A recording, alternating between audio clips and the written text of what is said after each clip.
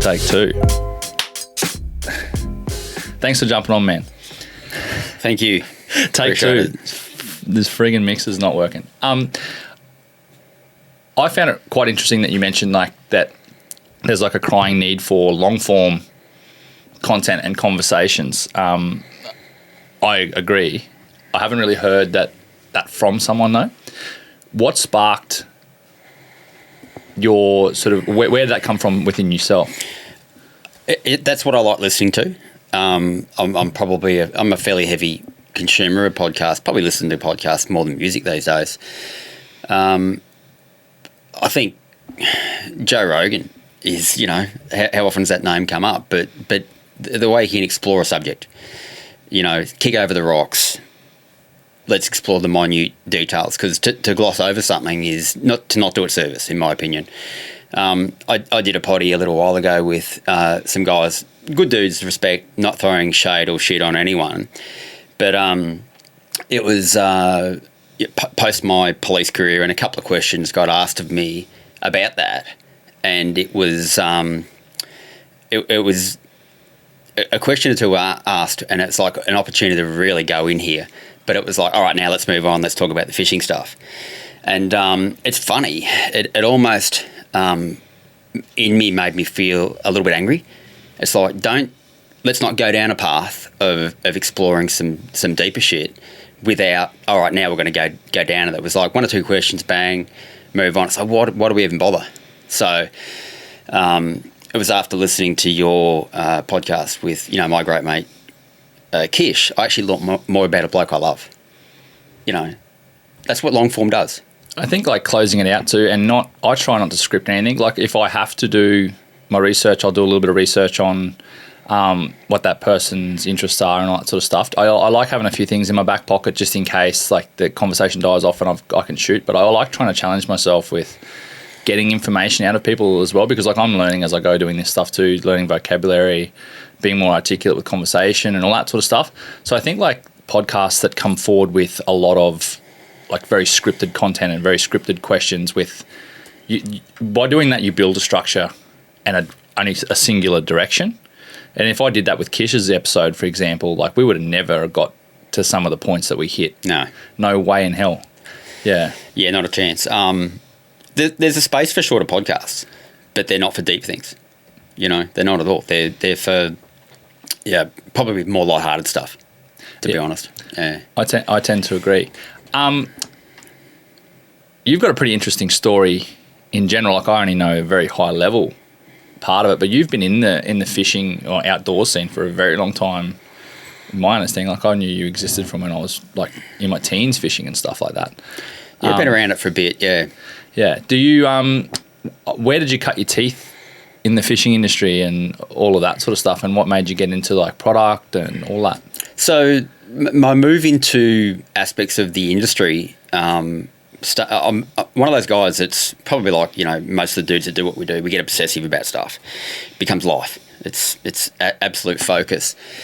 And it was probably, tough to put a number on it, but let's say, you know, 15 to 18 years ago, I started to write for mags. You know, I remember doing that first article, and it was a weird feeling because it's like, fuck, I'm now part of the fishing industry, you know, and on it went. And I did heaps over the years, like did hundreds. That's where it started for me, of being involved beyond now being a guy who fishes, you know, an angler.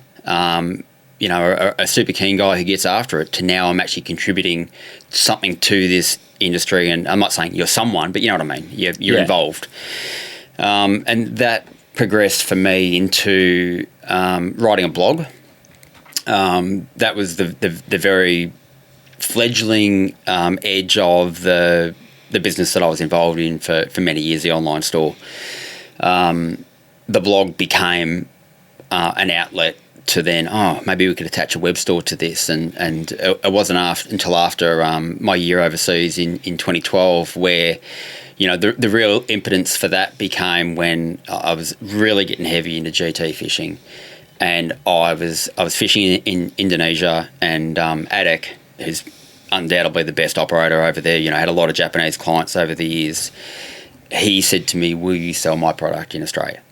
And it's like, I think this is a message, and that's when I went from a guy who did some journalism stuff to bang, I'm in it and I'm going to get involved and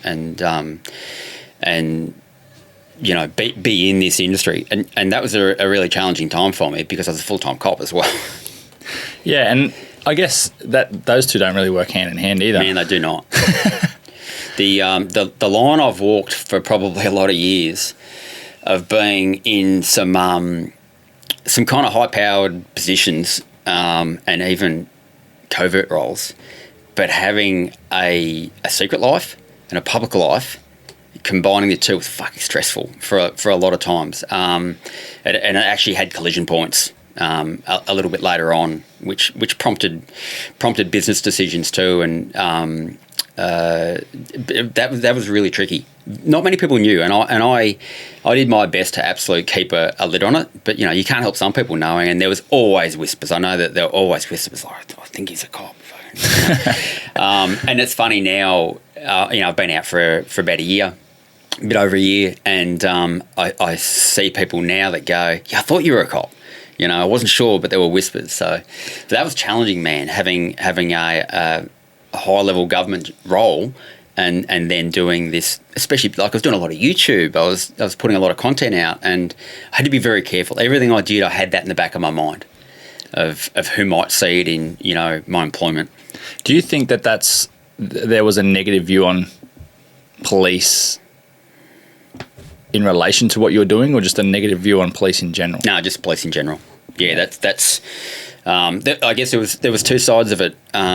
Me. Not really wanting the fishing public to know I was a cop for their views for or against, but I also wasn't that keen for my employer to know, all this stuff I was doing outside, because the two aren't necessarily completely compatible. Doing a bunch of YouTube, selling products is fine. You can have a business, but you're putting yourself out there on social media or on YouTube. Probably not what your government employer wants. So the two I tried to keep really separate. It was hard, it was stressful at times, man. Do you think with that sort of, do you reckon that positively or negatively, I'm curious, because did it positively or negatively influence your business decisions because you had this sort of very square persona as a police officer, and you had that sort of reputation, and you had to sort of keep that, and you still had to separate it as well? Do you think that tracked your path in business in a similar way? Yeah, it made me keep a straight line. Absolutely. It made me focus on, like, from the earliest levels, is there integrity attached to this? Can questions be asked of this? Is there honesty associated with this? Key principles of policing clearly carried across to business. That's not harmful. I think anyone would actually respect and see value in that. It doesn't, honesty and being straightforward doesn't necessarily always flow through to the fishing industry, does it? No, and definitely not in business. And that's where I was going with it. I was curious. Yeah. There were pros and cons to it, but it wasn't an easy path doing both. What made you decide, and I don't know the context of much, so you pull up whenever you need to for whatever reasons, but what made you decide to get out of the police force and then pursue this full time? So that's a real long one, man. Oh, right. That's the it's the real end of the road for me in a very long struggle. Not initially a struggle, a big path of me finding a calling, because it was for a lot of years for me, the early part of my policing career. But then there were some major potholes, man, deep, long potholes, like decade-long potholes, through to the flip side of it becoming just a job, not being the thing that drove me and focused me for so long. To the point of you kind of dream of a way out of here. Policing isn't a job that you want to become. This is just a job. You're playing with people's lives. Yeah, you are, and you have a mate. lot of responsibility. You do. And you know, at the end of my career, I wasn't in roles where that was the case. You know, Melzo might have told you, how I come to know Mel is through, I ran the licensing and regulation division, which is firearms licensing, private security licensing, there's probably a few decisions that are really key, but I'm not playing with people's lives in that case compared to the operational sense at the whole other end. The front end of my career when, I was a young and impressionable constable working the streets basically, I saw the guys that would become what I had to be, the special operations group guys. And I remember the first time I saw them, it was at the Russell Street Police Station. It doesn't even exist anymore, man. It's a block of flats now. It's like, who are these dudes in black? Asking my fellow colleagues that have been there a little bit longer than me, probably 6 months longer than me. And they're like, oh, they're the soggies, don't fuck with them. What do they do? And they do all these high risk arrests and stuff. And so I just saw it, and they'd be going out to jobs through the police station, shotguns, MP5s, and I'm like, fuck, I need a bit of that. It's just it was just I saw it and like I don't know what, I really don't even know what they do. I want to do that. And that and my path to that, and then me doing that, I did that for 12 years. Once I eventually succeeded at it, I did it over 3 ranks. It's a really big part of my life, and it did define me actually for a long time. That was me, literally me, when I was doing it. Probably the first 6 years especially, where literally my entire identity actually revolved around that. And there's a whole period where I didn't actually hardly fish or hunt because I was so satisfied with what we were doing at work and how into it I was, and the commitment to my craft, because it really is, man. There's so much to that. And I was down the sniper side. I don't blow my trumpet, but when I was a young bloke and had really, really good eyesight, I was a fucking good shot. And that developed to, competing in sniper comps all around the world, New Zealand, US, went over to Sweden, and I held my own and often won against elite class snipers from around the world. That was then, not now. I don't see so good. But, man, that was my world. And it's funny, there's a big chunk there where I didn't need fishing. It was only, the wheels didn't fall off, but, we'll probably explore it at some point here where things didn't go so good. Mental health issues, some serious upheaval in my own life. It was only then when the gloss went off it, I actually found fishing again, and then much later again found hunting. So there's actually if you were to break down my life, you see my youth with shooting, because then I wasn't so much a hunter, I was like shooting, fishing, and then this early part of my 20s up to probably almost 30. It's like, the guy didn't do much, in terms of fishing and hunting, and it wasn't, because I was, it might sound a bit corny, but I was hunting men, through my job. It was same principle, I guess. Same principles, man. And I was getting my fix. I was getting my satisfaction, and I didn't need anything, and it's it was so obsessive that we're on call heaps, right? Absolutely heaps. Over the course of a year, you were on call for half of it. So, phone rings, or back then, even pages, man, that I'm showing my age. You miss birthdays, you miss Christmas, you miss anniversaries, you go. But here's where it goes a step further. So you're not on call, but you get the whisper of a job through your colleagues, through your mates, and you want to get on that job. You'll actually, I would have, at that point, put in a call, I'm available, if you need extras, over anything else going on in my life. And I probably embarrassingly prioritised that and that quest for adventure and the buzz over a lot of things in my life that I probably shouldn't have. How did that affect relationships, family, friends, other aspects of your life? I assume negatively, but how did you navigate that and still come out at the end of it? I don't know if you're unscathed or not, but you seem to have come out at the end of it not too bad. With sort of, you seem like you got like a good, loving family and all that sort of stuff. Yeah, second time around, like I've been divorced, and, Yep. and it was undoubtedly a factor in all that. I look back and I go, I would never wanted to be married to me. I'm a much better husband second time around. You know, I want to be too, man. I'm not a spring chicken anymore. I don't know if you can tell or not, you know, but it was all negative. The friends were your comrades at work, you know, your other dudes that you were getting and after it with. You know, work was a lion's den, man. You were like literally a pack. That's how it was, and those guys, you almost lived with them, because you're on the road so often, and like, you know, you go to work at you get to work at 7:30, go through the course of your day, job comes in, you mightn't see someone, you know, like you mightn't be back home for 5 days, 6 days, and limited comms back then. You know, it wasn't. It's all easy now, text, phone. Literally, when I started my SOG careers, we're on pages. You know, so a call home is not so easy, right? But the impact on relationships, man, other than the colleagues that you're going through that life with, all negative. All absolutely negative. Probably quite challenging to have friendships outside of it, which is something that I've totally flipped in my the latter part of my policing career. It was actually hard to be my friend if you were a cop. I tend to push those people away because I just wanted the friendship release away from this.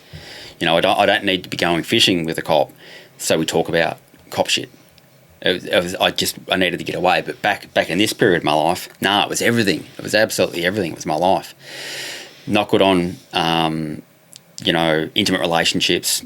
Very harmful. I didn't have kids at that point. Yes, I did later on in my third stint, which was I was a boss there. But first and second stints as an operator and then as a team leader, no kids. So I was affecting me. I was affecting what is my ex-wife. I was affecting the possible friendship relationships that I probably shunned and ignored.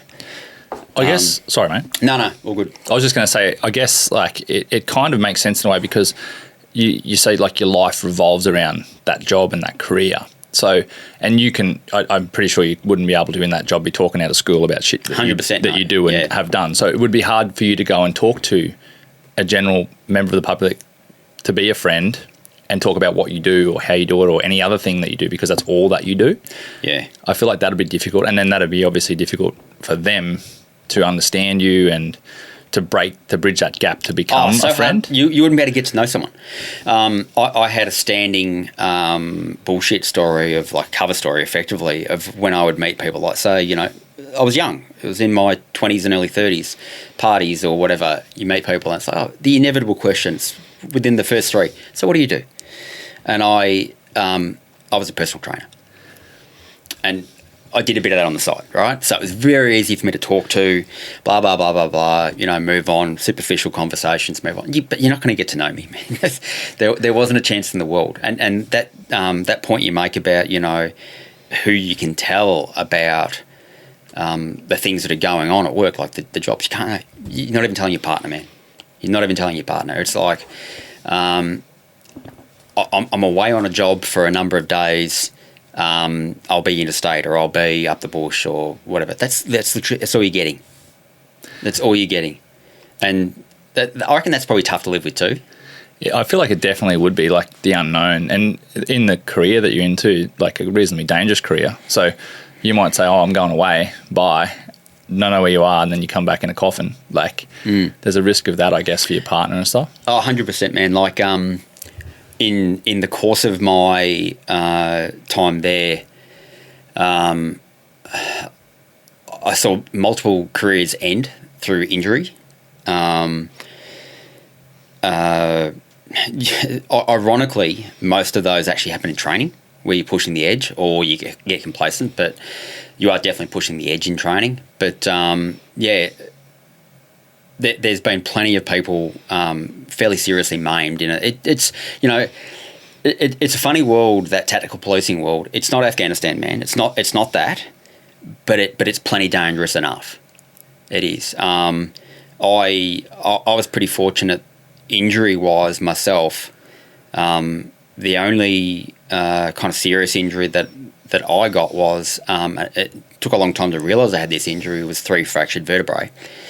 That was discovered many years later. So I always had a shitty back, just a shit, like a lot of people do, right?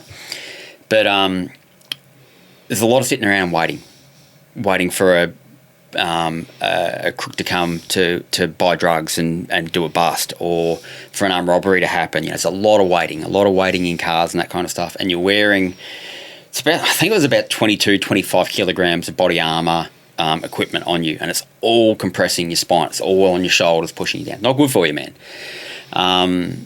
I'm a short ass man. I used to be 7'2". No, but it is very hard on you.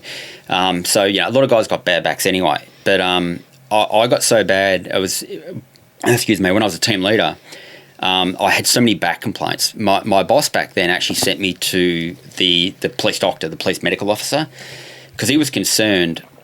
And I get this as a, you know, I left as a officer as well, like as in a inspector level. You've got to think about these risks. Like, are we breaking this guy physically? Like, should he be doing this job? So I got sent to the PMO for like a medical review, and they sent me out to see a specialist, like essentially a spinal expert at Epworth Hospital. Sent for a MRI of my spine, and come back for a review with this specialist. And he goes, you got 3 fractures in your vertebrae. It's like, what? And he goes, any thought of how you could do it? And I said, look, the only thing I can think of is in training, or even operationally, but we used to fast rope from helicopters, you know, where you've got the big fat rope, Yep. You throw it out, you jump. Literally, the only thing that's keeping you alive is your grip on that rope. Jesus. And your boots around the rope trying to slow you down. That's literally it. There's no safety belt. There's no attachment to that rope other than this, right?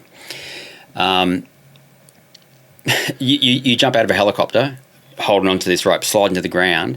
You don't want to be hanging in the air for a long period of time. Pretty easy time to get shot. Both the chopper's vulnerable and you sliding down the rope, you're super vulnerable, right? Very bad time. So you want to get down that rope fast. So you're not inching down it. Not that you can anyway, but you're not going slow. You're down this rope. Sometimes you misjudge. Sometimes you push it a little bit hard. And this was in training. I remember hitting the ground so hard, so fast, so hard, my legs just scooted out from under me, and my coccyx just slammed in the ground. And I remember feeling like an electric shock right up through, like, to my brain. And I was a bit stunned and dazed, and my back kind of just like throbbed and ached for a day or two. And eventually it kind of got notionally better, but he reckons that was probably the time I actually fractured these vertebrae, and I've been carrying them for years. Anyway, he looked at the rest of my spine, and he's like, you've got compressed discs, you've got flat, there's like these really obtuse angles in all your vertebrae, because you got the vertebrae of like a 65-year-old man. And he was a cool dude, this doctor. He goes, look, this is about your career. He said, I'm not going to tell your employer. He goes, I'll give you a clean bill of health. He said, but I'm telling you, you need to find another job where you don't do this. And that was actually the beginning for me of my path as to go, well, you know, I don't know anything else. What am I going to do now? So I went down the path of getting promoted and managing people and going up, and then, but yeah, I also came back to the SOG, but not so much on the tools. And, you know, I'm a manager sometimes on the tools, but I thought that was a pretty cool thing from a doctor like that. It was a real bloke's perspective of like, I'm not going to tell on you, but here's what you probably should be doing, you know. They're rare, those doctors. I've got one as well at home. It's the same. They'll give you like his professional advice, but then also look after you from a moral sense as well, which I think is rare. Yeah, I think it is. It's probably the less common. He was pretty old school. Yeah. Yeah. That's good. But saw heaps of guys. Like, it's amazing how often ropes and roping are involved in guys getting hurt. I remember on my training course, my initial 12-week induction into the SOG, which is I'm sure it's changed now. In fact, I know it's changed, but I'm very hands-off with anything that they've done since when you're ex, you're ex. I don't really want to be involved or know. I hate those guys that hang around. But our courses back then, it was as much about teaching you the skills and giving you the knowledge to be an operator, but it was still very much to the very last day, testing you, seeing if you had the right moral conviction, if you wouldn't give up, if you had that hardness about you. Very military. Oh, super, man. So it was a training course, also with selection built into it, right to the very, very end. And it was towards the end, you do a week, a roping week. Rappelling, abseiling down buildings, fast roping, and climbing. And the final exercise involved scaling. Ironically, I mentioned Russell Street before. It was the old Russell Street complex before they sold it off and made it into flats, 5 stories high. And the task was, one of the time we had to climb the drain pipe, like the external drain, climb it to the top, bring your kit bag up on a rope, next one up the top, and then the exercise would progress that we would get kitted at the top and then do an abseil down into a window entry on one of the other buildings. But the whole exercise was, how are you going to get on the roof? Well, you've got to climb the drain pipe, right? The very first guy to go up it, we're watching him climb. It's brutal, man. He's on a top rope, so he's got a protection, but it failed. So he gets to like 4.5 stories up. He actually reaches for the guttering and doesn't quite make it. You got to climb another 6 inches, man, and you'll be able to get yourself over, that kind of thing. And he leant back on this device that was literally holding him on the rope. And all of a sudden, we're all like looking up, going, oh, yeah, he's nearly up there. Then the next guy will be up. Then all of a sudden, he starts free falling. Like just rocketing to the ground.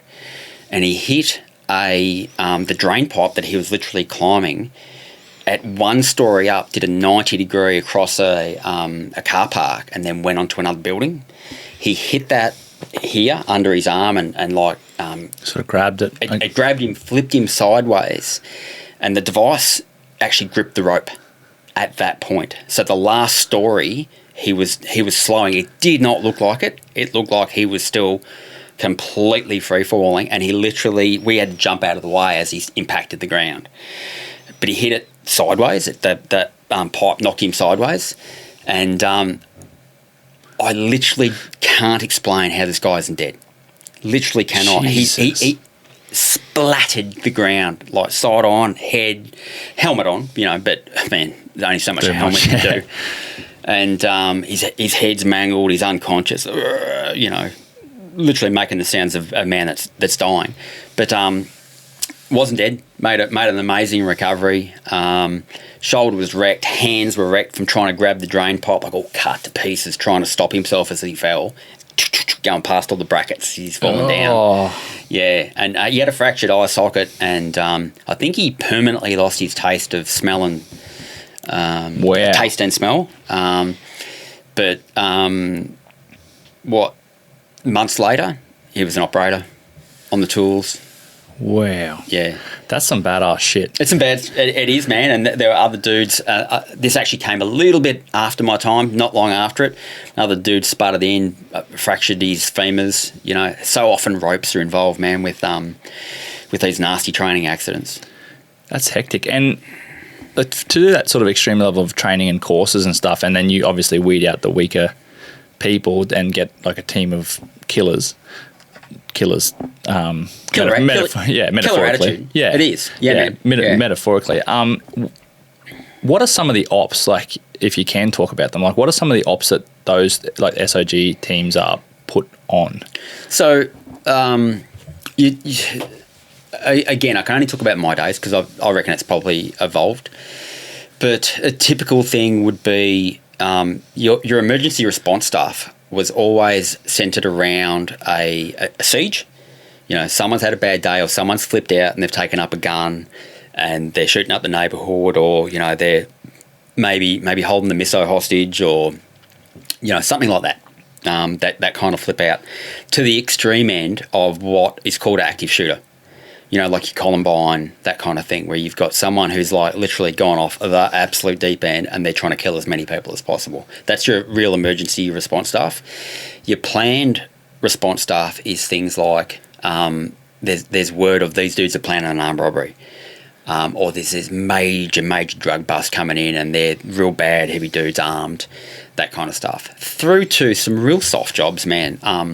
We used to call them pointy stick jobs, where it's like, oh, such and such, there's a, you know, he's a bad dude, no doubt about it, but he's rumoured to maybe have a gun. You know, the detectives are a bit shaky on maybe doing this arrest, or their bosses are, because they don't want them, you know, getting hurt. Inexperienced. So you get rolled out to do these jobs on people that, yeah, they're bad dudes, but a lot of them in a lot of cases weren't that big a threat. Low risk. Yeah, they were pretty low risk, but also on the flip side, some of those jobs actually turned out to be pretty good jobs. Sometimes it was right, and they were bad men. But yeah, not always. So that's your typical stuff. And ironically, so I joined in 95. September 95, I think I finished my training course. 9 months later, I'm on call. Port Authur happens. Right. So I'm not even a year into the team, and I worked that day, and I'd gone back to a friend's house, come around for dinner on a Sunday night. Sure, that'd be great. And I get there, and they're wigging out. Like, have you seen what's happening in Tasmania? I'm like, I don't know what you're talking about. And turn the TV on, and it's like you start to see, you know, the news coverage of this massacre that has occurred. And you follow it, go, what the hell, this is... It's the biggest thing that's ever happened in Australia in terms of gun violence by a mile. And then it's like, oh, he's taken hostages and he's in. I said, oh, because I knew I'd done enough already. The Tassie guys, like, you know, Tassie's a small state. It's got a small police force. It's even got a smaller part-time SOG. Very, very small capacity. Ripper dudes, really good dudes, but, you know, they're like that small town kind of thing. And I was like, we're going to get a call to this. And yeah, sure enough, it happened within an hour. And you know, we go into the office. There's a few funny stories. Probably worth spending a bit of time on Port Authur. It's a bit of a funny story. Yeah. Sorry, I shouldn't say it's funny because it's a horrible story, but there's some humorous little bits to it. Yep. Get into the office and it's like, right, grab this, grab that. You know, you're trying to take everything you might possibly need for this scenario down in Tassie, which was it was a rural environment. Port Authur historic site. About 3 kilometres back from it is this, they're gone now, a cottage called the Seascape Cottages, literally like an Airbnb almost kind of thing. That's where he's taken hostages, and it was like surrounded by bush and there's a bay behind it. It's like, all right, we're kind of preparing probably for a bush operation, but it's still, there's a stronghold involved. You know, you're taking everything, literally everything. All the sniper rifles, you know, we're going in hot here. We get out to Essendon Airport for a chartered flight. VicPol back then didn't have its own fixed-wing aircraft. It had contracts to call out. And there's this dude there he was there, he'd prepped his plane. He's good to go, and he's like, right, met us. And you know how when you fly anywhere, the weight of the aircraft is crucial. Mm. And we're literally rushing with all this gear, and we're just shoving it in the plane, and nothing's getting weighed. Not a thing, right? And he stops a few of us. He goes, stop. And he's like, give me... And he'd feel like body armour. And he's like, right, put that in the wing. And he's like, oh, how many more of them you got? It's like, 10 more. All right, put 5 in there, 5 in there. And, you know, we've got these, all the firearms, like, you know, the sniper rifles, they're like 6 or 7 kilos each, you know, and they're in Pelican cases, like all this gear's going on board. Right, put that inside in the aisle, you know, da-da-da. We get on, we're ready to taxi. Plane's loaded, mate, absolutely loaded. And he said to us, guys, I'm not shitting you. I do not know if we're going to clear the fence. We're heavy. Like, hang on, right? And I remember as we were coming up to the fence at airport, Essendon Airport, like, it's hammering, and I reckon we skimmed the fence, man. Whoa. Just over it. Just over it. Anyway, we get down to, we're crossing Bass Strait, and remember a jet, way overhead, but the pilot pointed out, he goes, I see that jet up there. He goes, that's John Laws, like The ABC morning show dude, or the talk show guy. Talk show guy, yeah. And he's like, he's gonna beat us there by, on the ground 35 minutes later. He goes, that's how important we are compared to the media, Yeah. He's in a Learjet kind of thing. But we got on the ground in Hobart, and we had to be sworn in as Tasmanian special constables before we could go out and police in Tasmania. It is a thing, and it is it's done way better now, where it's like you're notionally sworn in ahead of time. But back then it was like, oh no, you've got to swear on the Bible to do this, regardless of how many lives it risks. Yeah, I know, right? That's fucking mad. It's mad. Anyway, the Tassie Chief Commissioner was at the airport to meet us, and we had our boss, and we're like, we're there for 30 minutes, and it's almost like small talk. Hanging around the police station at the airport doing small talk. And our boss goes, so maybe we should get down to the incident site? And he goes, I'm just waiting for a Bible. And he's like, what do you mean? Well, we need a Bible to swear in, and there isn't one here, so I've sent a constable to the police academy to go get one. Okay. And our boss points to a phone book. And he goes, sure, that's not a Bible right there. And the chief looks at it, and he's like, you could see he was having that moment of confusion. That's not a Bible. That's a phone book. And then the penny dropped, that he was like, well, we could pretend it's a Bible. It's we're not doing that. It's like, okay, got the wrong guy for that joke. Jesus. But eventually, this baggy ass senior constable walks in, no urgency whatsoever. Here, boss. Here's your Bible.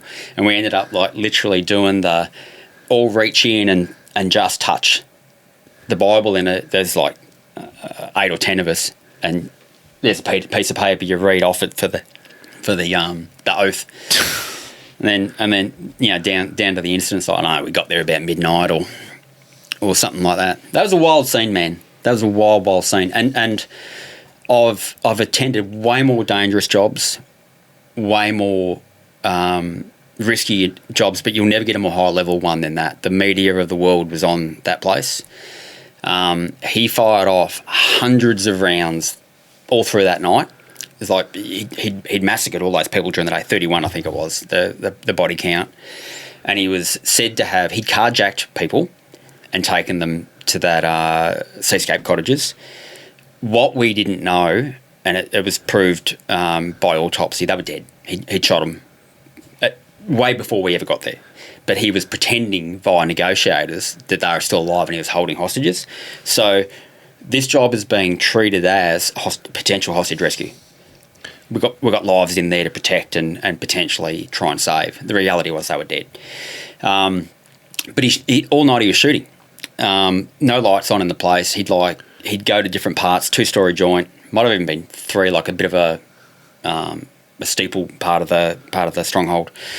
But he'd go to different windows, fire out. And for the guys that were in the cordon doing obs and containment, it's it was pretty hairy. It's he's not taking aim shots, but there's shots landing around you. It's not nice. Jesus. Yeah, it's not nice. But it was the whole job took it really hotted up once it got to dawn. There were a couple of real brief sightings of him, and one of the guys, one of the team leaders, were actually given, and I don't know the legality of this at that point. I know it's been covered off since, but were given effectively a green light to shoot him, which I don't know necessarily was legal then, because back then you had to take lethal force. You have to believe your life or the life of someone else is in imminent danger. So me telling you have a green light to shoot someone doesn't kind of fit that. Yeah. It's you that has to feel that threat and that need. But nonetheless, it'd be one of those ones. Let the coroner work it out later. I don't think there'd be a jury that would convict you. To be honest, no. But he nearly got shot by a sniper, but the opportunity was too brief. And then, it was about 7 a.m. All of a sudden, smoke, fire, strongholds alight, and it burnt so fast, man. So fast. It lit. It went from smoke to no one could survive this in 3 minutes. Wow. It was timber. Yeah. It was amazing how fast it went up, and just when you were thinking like, everyone's dead in there, bang! Out someone ran out of the stronghold, naked, hair on fire, like, and it's like that. So if you rewind it back to there's hostages, one of them was meant to be a female. We didn't have photos. There was no photos of anyone. It was meant to be like this female hostage, and it was like one of the snipers said it's a female, and I think they were doing that by the hair. I'm not sure. I forget why they thought it was a female, because it wasn't. It was a dude. It was him. So it was like, right, emergency action, go save that person, go recover him. So we had the SAS 4-wheel drives down there. They've got them in each state, and we hammered down. We're hanging on, like literally hanging on for dear life as we go down this driveway, get out there, cover off on this guy, this person, and he went to get up, and he got kicked in the back by one of the Tassie operators, I think it was, just to put him back down on the ground. Didn't even know it was Martin Bryant at this point in time, but I remember this vividly. He'd been so badly burnt by the fire that when the dude's boot hit his back, it slid across his back and tore the skin off. Oh. Like literally just took a sheet of skin off. And it was, I think he was rolled over at that point. It's like, oh fuck, this is him. This is him. And everyone else was already dead. And they proved later that they'd been shot at some point. Who knows exactly where, but wow. It was a heavy job. It was a heavy job, man. It's actually left a very long-standing just shitty taste in my mouth, that job. There was absolutely nothing any of us could have done with it, but I think where we all felt was that he didn't have a right to live, and I don't think it would have taken much for self-control to have been tested, if that makes sense. It does? Yeah. I've never had a job where I felt as strongly as that. There have been others, and I won't talk to those jobs because they don't actually involve me. I don't think it does them justice. Yeah. But there were some other jobs where, in loose terms, I know of like a baby getting killed that was preventable. That probably is another one where I don't know why that guy, I don't know how that guy's still alive. Not pointing fingers at anyone, but you know what I mean? Yeah. The context I'm saying. So yeah, it was there were way pointier jobs than that, but you'll never get a bigger one than that, man. That's massive. 31 people massacred, and it's funny. I've seen over the years, I'm a hunter, firearm owner, and I've seen the many claims made by people with conspiracy theories about Port Arthur. Like, they're widespread. I don't know if you've... I've heard a few. I never paid a lot of attention to much of it, really, but... Yeah, I've seen bits of it along the way. Never gone looking for it. It's just that occasionally something will pop up, and I'm like, I can tell you, man, that was as real as can be, that whole event. And a lot's been made of like, he had to be an expert marksman. Everyone was shot in the head, but man, he shot them in the space of a cafe for the most part. Yeah, it was average range of probably 4 or 5 meters. It's not hard. Anyone that can operate a gun can do that, right. Pretty much. Yeah, right. So I don't hold any view that was not anything other than what it was. But hey, what do I know? But that's my view. How with the comment that you made, like that person probably shouldn't be alive for those sort of nasty kind of jobs. Is that easy to get away with? No, really hard. Yeah, I was going to say the eyes of the world were on that event, especially that one. Yeah, and some really quite decent long range footage of the arrest actually appeared later on. So yeah, it would have been probably not the ideal one to be judge, jury, and executioner, would it? Yeah. I don't know of anything like that ever happening, but I can understand it. Yeah, I can definitely understand it. It takes self-control. It does. Back in my training, I was taught something about what we do, and it's about an attitude of, like, when you do room combat, when you're entering into a stronghold and you're going in there, so you try to do things as by such surprise and by force that you catch people off guard, or you actually put an intimidation factor through that house structure of the violence that's coming there this way. And what was said to me as an instructor back then really resonated to me. It's that you've got to have the attitude is you're going in there to kill every motherfucker in the room unless they do something to save themselves. And it puts a mindset in you of speed, of force and aggression. Mind you, that can't actually apply fully because a lot of people do things that would get themselves shot if you apply that to the letter of the law. But as a basic mindset of how you're going in. Going with confidence. Yeah, you're going not in like with you're confidence. restricted, I guess. Yeah. Not when you get that code word that we're going in. You're not taking one backward step. Absolute force and violence. And I guess all of you would have to have that same mentality going in there too, because like if someone's lax or has a lapse of judgment or has a different mindset, other people can get hurt. It's called balking. Yeah, okay. If you were to balk, you're effectively going to put off the rest of the team that's behind you, and serious questions would be asked about your courage if you balked. Yeah, right. And is there like a bit of a informal kind of mantra around that stuff within? Man. Yeah, strong. So I always equated the environment to probably like a footy or a rugby team, like elite level, that kind of environment, but old school, and it's self-policed.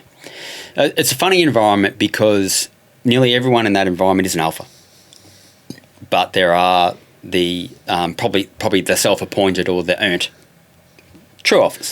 They're the informal seniors, I guess, and they were to be respected and obeyed. Or if you're going to challenge them, it's on. It's like literally taking on the leader of the pack, kind of thing. But it did self-govern quite well. What you didn't want to be is the weakest zebra. If you were that guy that was like, maybe your life was a bit off or you were struggling with your performance as an operator, you became a target. And I never did. I was pretty competent and held myself together well. But I saw multiple people along the journey of like, oh fuck, he's the weak zebra, and I've seen them rise above it and lift their performance and gain the confidence of effectively the group. But I've more often seen it the other way, where he's gone. They fold, leave. I guess that's probably for the better too, because they risk the integrity of the team on operations, I suppose. It does, man. It does. For all the money that are thrown at tactical teams, like every state's got one. There are a lot of money to run, heaps of money to run these teams. All the cool gear. You think about the thermals, the IR indicators, the great weapon systems, many other things I probably don't even know about these days. But the number one asset was competent people. And my understanding of the police is they're like underfunded, undertrained, quite a lot nationally in Western countries. Was that the case with SOGs? A lot better funded, man. Usually pretty big budgets. Like I don't ever recall wanting for anything other than training facilities, and eventually we got a decent one, and then post my time they've got a great one. I've been out there and seen it, and it's like I think it was something like $80 million. Jesus. Yeah, really, really, really good. Like it's probably what it should be, and it'll last many, many years. But they're a huge investment. But they're being that their insurance policy, that kind of team of last resort. You've got to invest. You really do. Yeah. Well, when the shit hits the fan, they're the only ones that can really do the job, other than highly trained military personnel. Well, otherwise you're calling the military. Yeah. That's the next step. That's literally the next step. That's even more expensive. Right. and in a country like Australia, there's for a very good reason a high level of reluctance to unleash the military on the civilian population. It's hard to come back from that one. Yeah. In what way? I think I know where you're going, but in what way? So the military is there to protect the country. It's for the most part. When you turn that around and use that in any format on its civilians, I think you're creating a precedent that looks a lot like some of the other parts of the world where the military is used to oppress. Yeah. So there's just a higher level of reluctance. Like, so I know this much. For say you had act terrorism in Australia, it would be, you know, at the highest levels of government, very high consideration of, can the police do this job? If they can do the job, like, you know, take it at some of its highest levels, say aircraft hijacking, you know, like picture that scenario. You know, hundreds of hostages inside an airline are held up by, you know, 3 or 4 gunmen. You know, it wouldn't happen these days. There's just no chance it would happen. But, you know, it has in the past. Do we give that to the cops to resolve, or do we hand that over to, like, the SAS?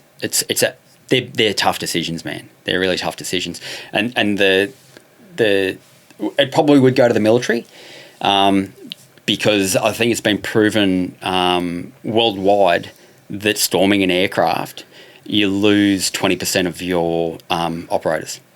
Wow. Oh, because it's such a confined space. Such a confined space. They know where, like, it's that door over the wing, or it's that door, or it's that door, you know. You can do all the shit you like. They still know where you're coming in.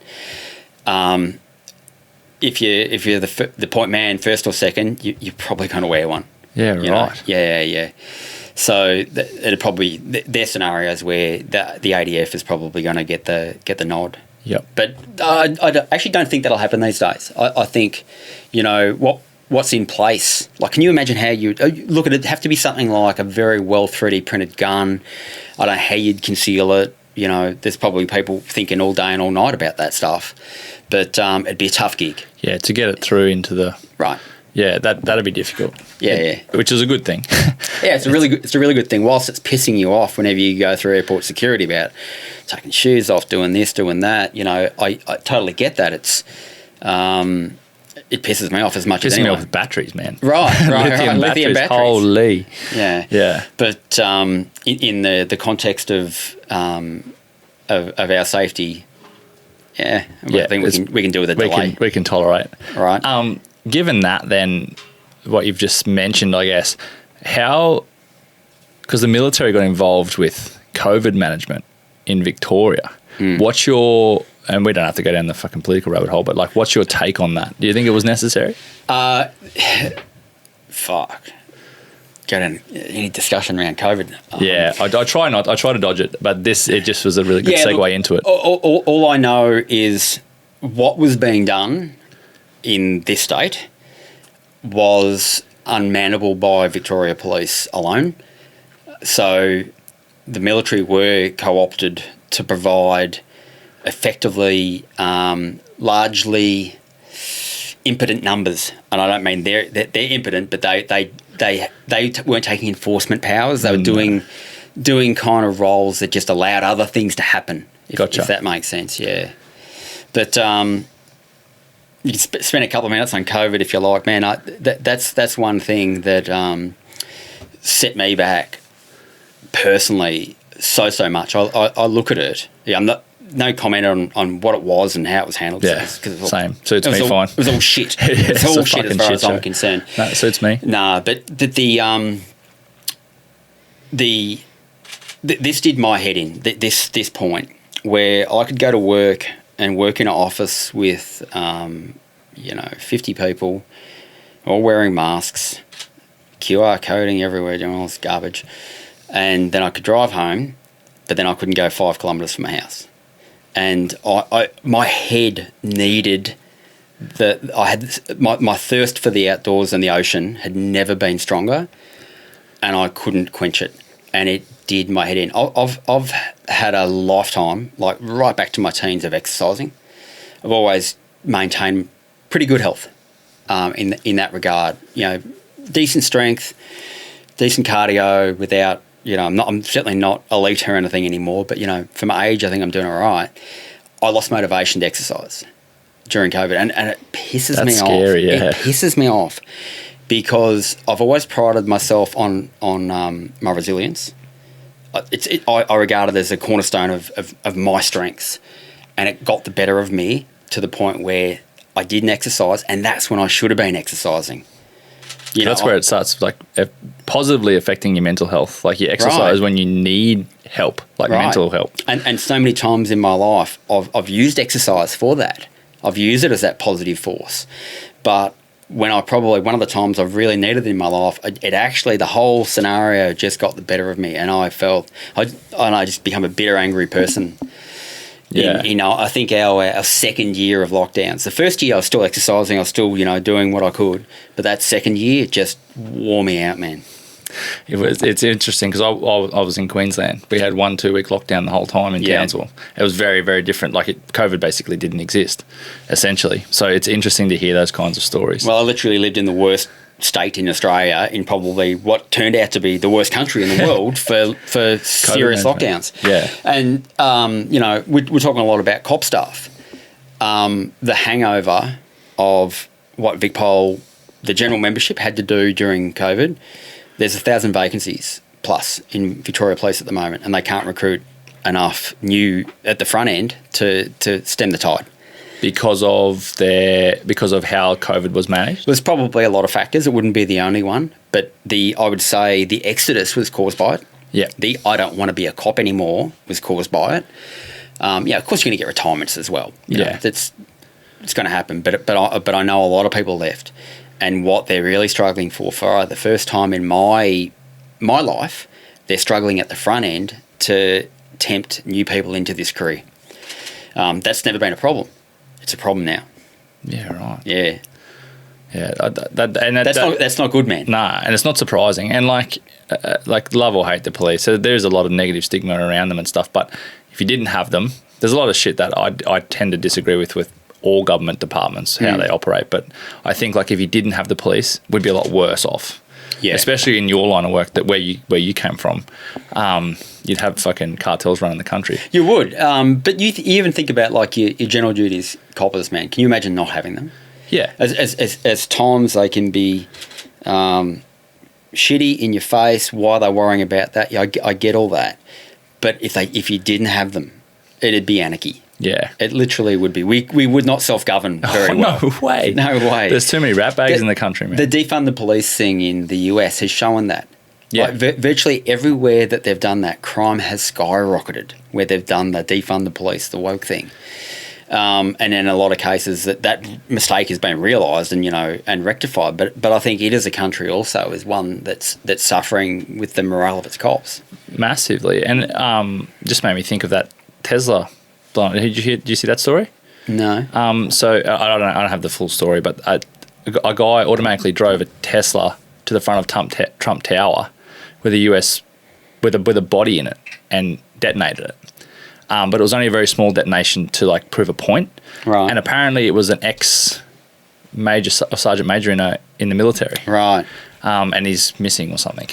It was supposed to be his dead body in the car, but it wasn't, supposedly. Yeah. So it's like this big conspiracy theory. So, and apparently he's reached out to people like Sean Ryan and those guys doing those bigger podcasts to talk to him, supposedly. So, yeah, similar sort of thing, I guess, where people have had enough and then gone and said, because I think there's a big push over there from, I guess it's maybe more military based, but still would definitely have direct involvement with the police, is like everyone's preaching we don't need to look outside of our country to find terrorism. It's right under our noses and we're doing nothing about it. And I think it sounds like that was the message that was being sent. The interesting thing in Victoria, I think Australia-wide, the COVID years have bought out a lot of anti-government in people. Yeah.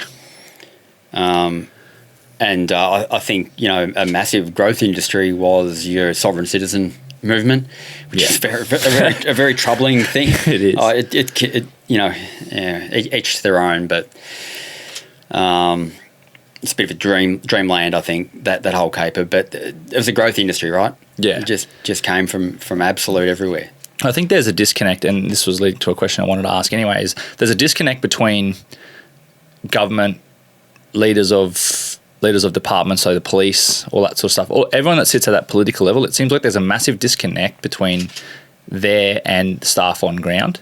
And I assume because you were like your position sounds like it was at a pivotal point between you were dealing with your staff and staff on ground doing operational stuff, but you also had a foot in the door with the political and governance side of that operation. Yeah. So is there a disconnect between that in the police force? I think I know what you're getting at. So the higher you go in, I reckon, any policing organisation in Australia, probably the world, man, the closer you are to government. All right? At my rank, I left VicPol as an inspector, undoubtedly, and I spent a lot of time acting the next level up at superintendent level. 100%. That level, you are answering ministerial inquiries of questions that have arisen in Parliament that your area is responsible for, and you've got to draft a response that the police minister will give back, right? It is so political.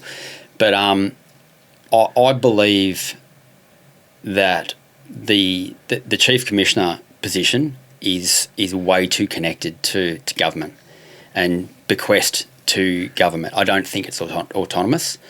It's touted to be autonomous. I don't think it is at all. You know, when the chief has, you know, meetings with the minister and probably occasions with the premier on the regular, there's no disconnect. It's very answerable and responsive to what government wants. It's fluid. Yeah. Okay. Yeah, and so what you see in a police force then is it ebbing and flowing depending on who's in power. Yeah. And I think that's one thing that I do have a problem with is how short-sighted the government is. Yeah. That's one annoying thing. Like if we just stuck to a plan for 10 years, right. 7 to 10 years, we'd probably be better off. But yeah, I was curious just because like you mentioned with the Port Arthur stuff is like you took all that time fucking around waiting for a Bible. I understand the principle of it. I understand like the historic legalities around it and why like anyone just can't rock up to Tasmania and pretend to be a police officer when they might not be. Right. I understand that, but like when there's like potentially 100 people's lives at stake, a nut job with gun locked in a building with potential hostages, and you were waiting around for a Bible, I feel like that's where that disconnect. There's a real disconnect. Yeah. There's a flip side to it though, is where cops tend to go astray over the journey is where they apply their own sense of justice and what's right to a set of circumstances, and I think they call it noble cause policing. They do, I think. Yeah, noble cause. So it's not legal, it's not right, it's not endorsed by policy, but it's what the public would want, and they might be right. It might be, but it's like, man, if you're not operating within these rules, you're stepping outside them all the time. For the cop, man, they're completely vulnerable. They're not going to get supported. They're not going to get any love. They'll get crucified, in fact. But it's a bit tricky when it's down to the individual to decide what's right and wrong. Gets very slippery slope, put it that way. And there's been plenty of cops fall foul of that over the journey where they've been doing that noble cause of, you know. But where it gets really slippery is like, say, we know Wade's an armed robber and he's done those jobs, and we just can't pin him for one. But what we'll do is we'll do a job on him and we'll fit him up with a gun. You know, gotcha. That's noble cause. Yeah. That's noble cause. Yep. We can't catch him, but we'll get him convicted on us planting evidence. Yeah. See where it gets slippery? Yeah, that makes sense. And then like doing things like setting it up just so you can hold them in detention or whatever till you can find evidence to and all that. Right. That all makes sense. Yeah, I understand that. It's a hard line to tread, I guess. And it is, man. I guess that takes a toll mentally, which is another thing I sort of wanted to circle back to your time in SOGs is what kind of man and mentality. I assume there's women in there, so I'm not being derogatory in any way, but I don't think there is yet. There's not. No, could be wrong. Like I said, I'm out of loop, but I don't think there has been. There's been some good applicants. There's been some women that had, I reckon, the physical attributes. Yeah. Right? And you think about some really elite level fitness people. But here's the thing. If you go back to my time there and all the selection courses that I was involved in, you get, say, 50 blokes, and 10 of them are elite fitness, and then down the line it goes to the guys that really just didn't do enough, right? At the end of the day, out of that 50, I'm just going to make numbers up. Yeah, we've got 5 that have passed selection. We might have one of the elite guys often it's a big chunk of the middle ground, guys that are really fit, but if you looked at their numbers, they're not that impressive. And maybe there might be one guy where you go, how did he get up, right? The elite guys often struggled when things were out of their control, when they were made to do things that like were out of their wheelhouse, out of their genre, and they were pushed way beyond not their capabilities, but their mental wheelhouse. They were pushed beyond them. The elite athletes often folded. They voluntarily withdrew. This isn't for me, right? It's a different kind of guy that's got that mental grunt of you can't fucking beat me. You know, that kind of thing. So to come back to your woman question, right? So you get a few women over the journey that have got the physical attributes, but then the odds of them also having the other attributes, the mental strength, and also the skills as an operator. Yeah. Like, you know, there are a bunch of skills for you to be able to be a good operator. To get that one package, that just hasn't happened. I reckon it will happen. It's just a smaller pool. Yeah. To get that sample size. And the way the world's going with like just technology and fitness and health and all that sort of stuff, like it's bound to happen eventually. And I think it's a good thing. Like, just to be clear, man. Like I don't have anything against women in anything as long as you're capable of doing so. Same with men. Like I think like the woke culture and the feminism, that's one thing that one level of understanding that they lack or are willing to put on the table for discussion when it is discussed is like the physicality of jobs like that. Most women genetically don't have that. It's a battle. And they're very like women are a more emotional sex, all of that sort of stuff. Like traditionally, genetically, the majority of them are. Yeah, the majority are. And to negate that, I think, is just silly. Inevitably it will happen, and I think it'll be a good thing. Our total thing when, you know, there was always a push. There was always a push to get a woman in the unit. There was. And what we fought against was for it being a token appointment. That met so much fierce opposition. The right woman on her merits, come on in. In the neutral pool of selection and training, and if it doesn't matter what's between your legs, if you can do what's required of you to pass, then. But unfortunately, that's not how gender equality works. It's pro. It's always a leg up, and here's the pathway for women as opposed to the pathway for men, which is like literally it's an easier pathway because we have to make it easier. I'm talking about that's the attitude. That's the HR world. Yep. The reality of high level performance, you just can't do that. There can't be a shortcut. No, because then you apply that to your previous line of work. That can get people killed. Like literally people killed. Like if you're not mentally switched on, you physically can't do things that you need to do to keep your team safe, keep yourself safe, and get the job done. You risk a whole lot more than just your integrity. Yeah, that's it. I think is like, that's another thing that's just negated. Like, yeah, it's all that woke culture shit does me in. I don't believe it's happened despite, you know, strong pushes to get that appointment. It happened at plenty of other places in policing. Oh, yeah. But did it matter as much? Probably not. I remember back in the general duties world, the first time that on a Saturday night, like a Saturday night divisional van was it's on tonight. We're going to be in pub brawls. We're going to be on this and that. You know, people are full of piss. It's going to be on. Yep. I remember the first time that they ever rostered two women on a divisional van shift on a Saturday night. There was an uproar. Absolute uproar within the ranks that they were going to do this. These women were going to get, you know, annihilated. You know, they're going to cause liability for other members. I don't think it's ever been the end of the world, but there's probably a hell of a lot more of reaching for capsicum spray and tasers as a result of it. Because, most likely. Yeah. It's an interesting perspective. It is, and that connection between, you know, government has a quality agenda. Yeah. Which means Vic Pol does too.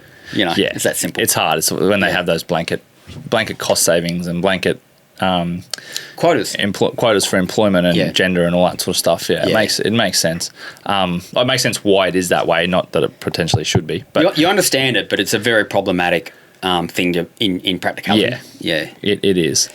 Just circling back to the mentality side of things, because I'm keen to understand, like you mentioned PTSD. I can't remember if it was on air or off air, but you mentioned PTSD to me a little while ago, and I want to try and join some dots between the training and that you guys do and your years and experience in the SOGs and in that like high pressure, high risk environments and all that sort of stuff still leaves you open to mental health issues, or not just yourself, but everybody, right? So yeah, it does. I want to understand, how can someone that's so mentally tough and physically tough still be open to mental damage, say? Yeah, it's we're not bulletproof, hey man. Like as tough and as hard and as resilient as you think you are, we're not impervious. That's just an absolute fact. For me, I think there was never too much severe damage done by those traditional traumatic scenes, blood, guts, death. Seen so much of it. Yep. It's absolutely so much of it. The thing that actually did actually get me a little bit, dead people don't bother me, gunshot wounds don't bother me, but people that are like mangled and dying whilst they're still alive is hard. Very hard. Man, like you look at what, say, a trauma surgeon deals with, like up to perhaps sedation. Fuck, you can have that, man. I don't want that, but yeah, that's a special thing. People in serious pain and gunshot wounds. Seen so much of that, but I don't think that took mega bark off me. The things that that got me in the long run. So no SOG job, well, not no, but few SOG jobs run perfectly. They will generally involve some form of bark off or fuck up, but we got the job done. The mission is accomplished. We got our man, or we saved the hostage, or whatever the case might be. But a car got pranked, or someone left a piece of equipment behind, or you think of the many possibilities that you might get from a job not being perfect, or someone got hurt, but hey, we still got our man, that kind of thing.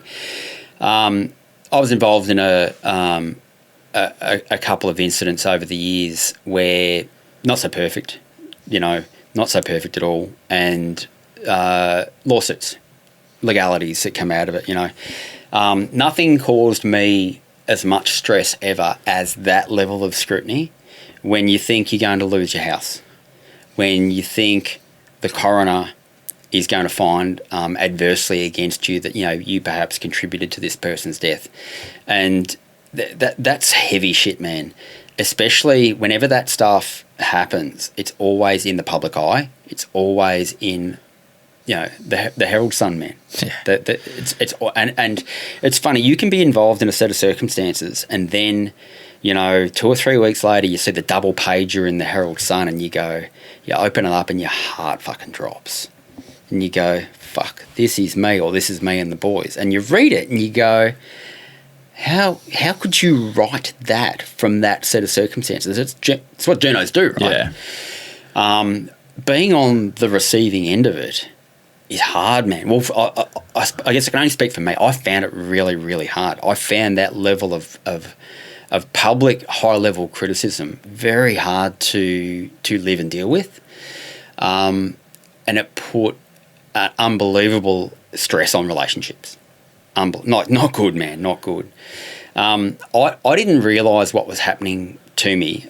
There were you think back on it and you'd see some clear signs of things maybe not being right, and I'll talk about them. But the most obvious thing for me was, and this happened for very close to a decade of my life, man. Not to exaggerate one little bit here, but I would go to sleep, very, very often aided by alcohol, medicated for sure, I don't think alcoholic, I don't know, maybe, but definitely using as like, I know I can get to sleep if I get half pissed. If I don't get half pissed, there's no sleep. It's just not coming. I've got to be exhausted, or you know, a few glasses of red it'll get me to sleep. So you go to sleep. I would wake up at some point during the night. It would feel like I'd been in a refrigerator. I was so cold, but yet I was bathed in a pool of sweat.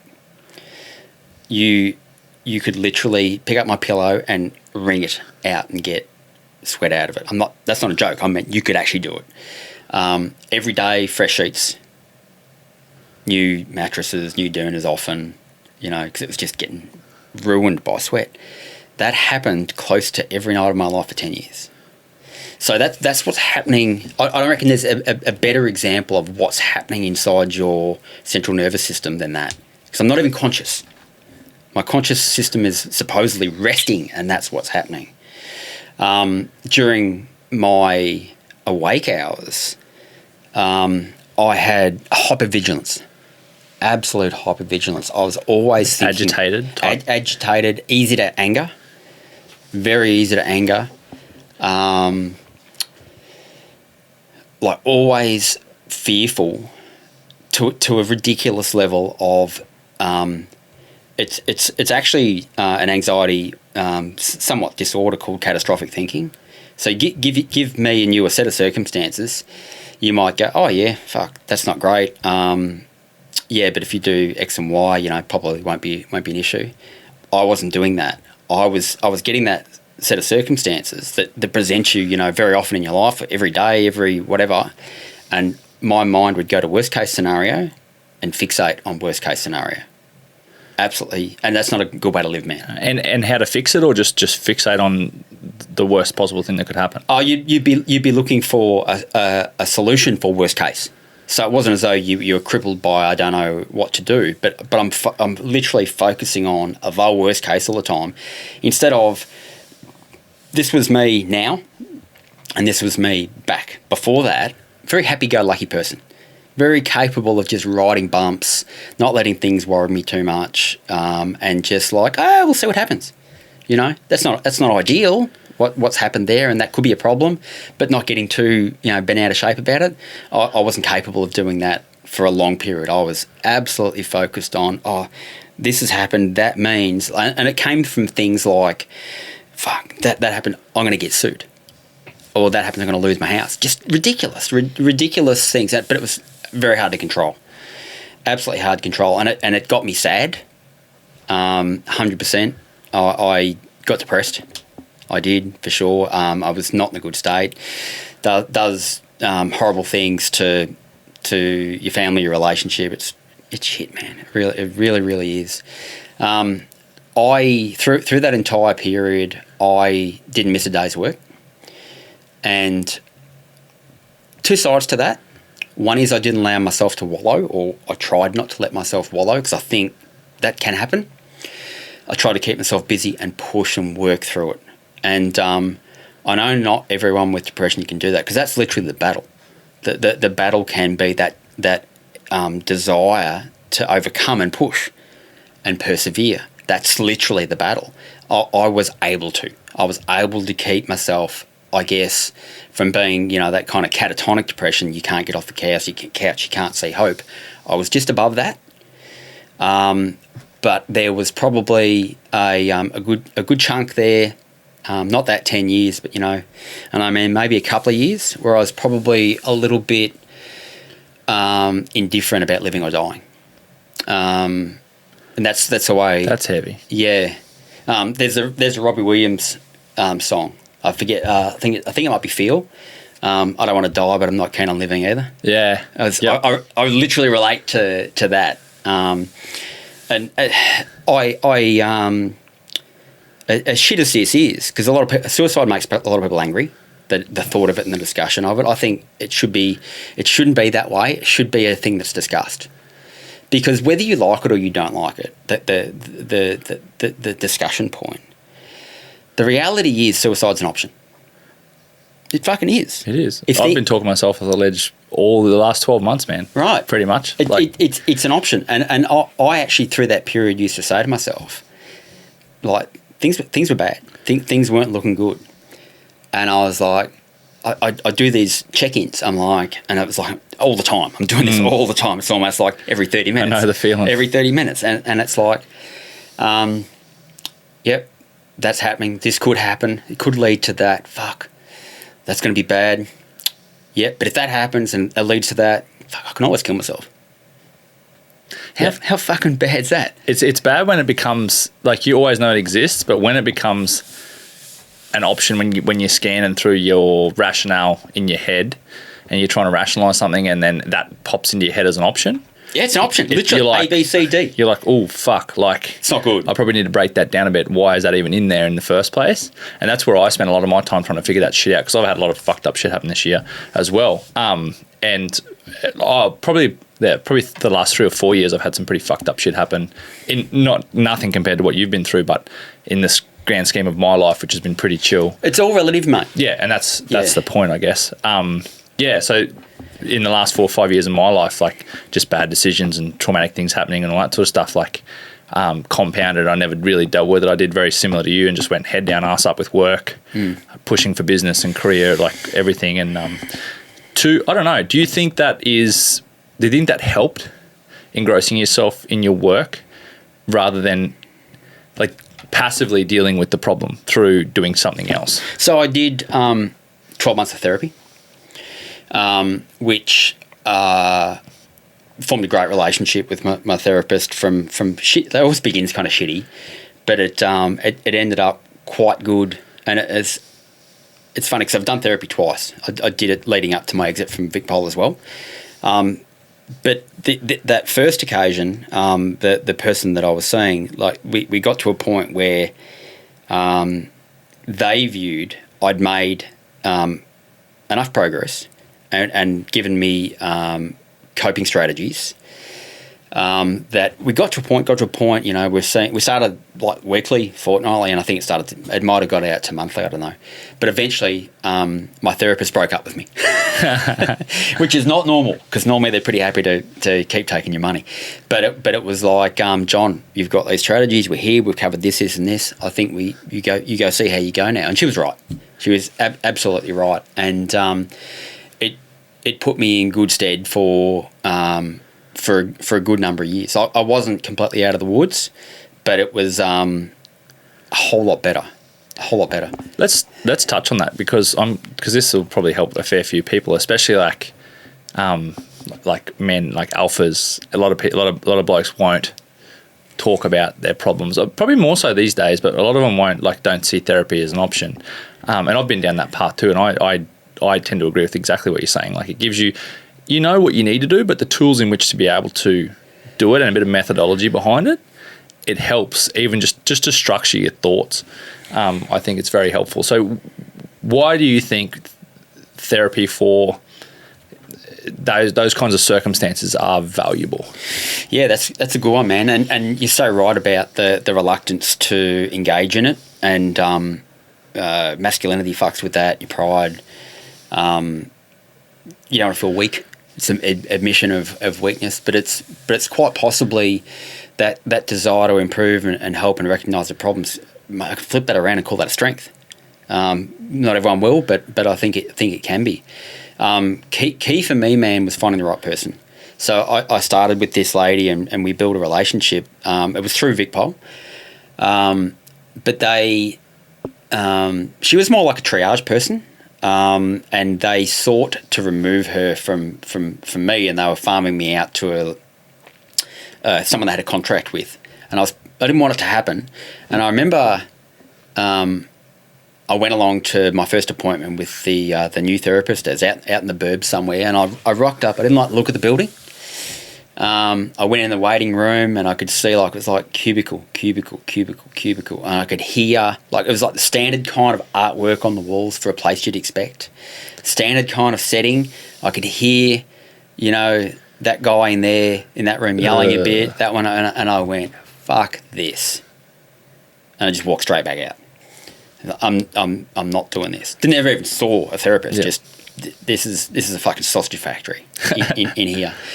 And they the VicPol, the clinical services area, contacted me a day or two later, and they said, "Oh, how did your appointment go? And did you not go?" And I'm like, I told them, I said, "If I'm not seeing such and such, I'm not doing therapy." And they shifted it so I could see her. It's almost like a little tantrum, and they put me back with who I wanted. But my reasons were solid. I said to them, "I've poured my heart out to this person. I've told my story, and I've gotten in a position where I trust her. You're trying to palm me off onto the sausage factory down the road." I said, I'm not telling my story again to someone who doesn't care. And that's crucial to all of this, of find someone you relate to and trust. And not meaning to hang shit on that whole vocation and that industry, but it's not everyone's got it. Not everyone's as skilled as the next person.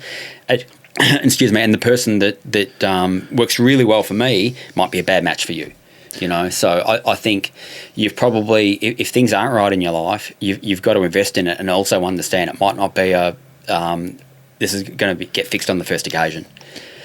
I think just for me, the unburdening of all of the shit that I had and just vocalizing it to somebody that was neutral, like not connected in any way, didn't have my best interests or other people's best interests at heart. Yeah, there's a transactional thing, but most of the time there is with money. Like, people have to fucking make a living. Right. But the ability to unburden it to someone who won't judge, completely neutral, can analyse the data for what it is, and then has the skills to be able to sort of pick it all apart and try and find some questions to ask you that you might not have asked yourself. I think that's hugely valuable, and the first session I ever did lifted a weight off my shoulders just to go bleh. Oh, yeah. And a lot of it didn't even make sense. Like, yeah, unorganised thoughts. Yeah, that bit about being challenged by whoever you talk to, and like your therapist could be a mate. It's not a good idea, but you know what I mean. Yeah, it's someone to talk to.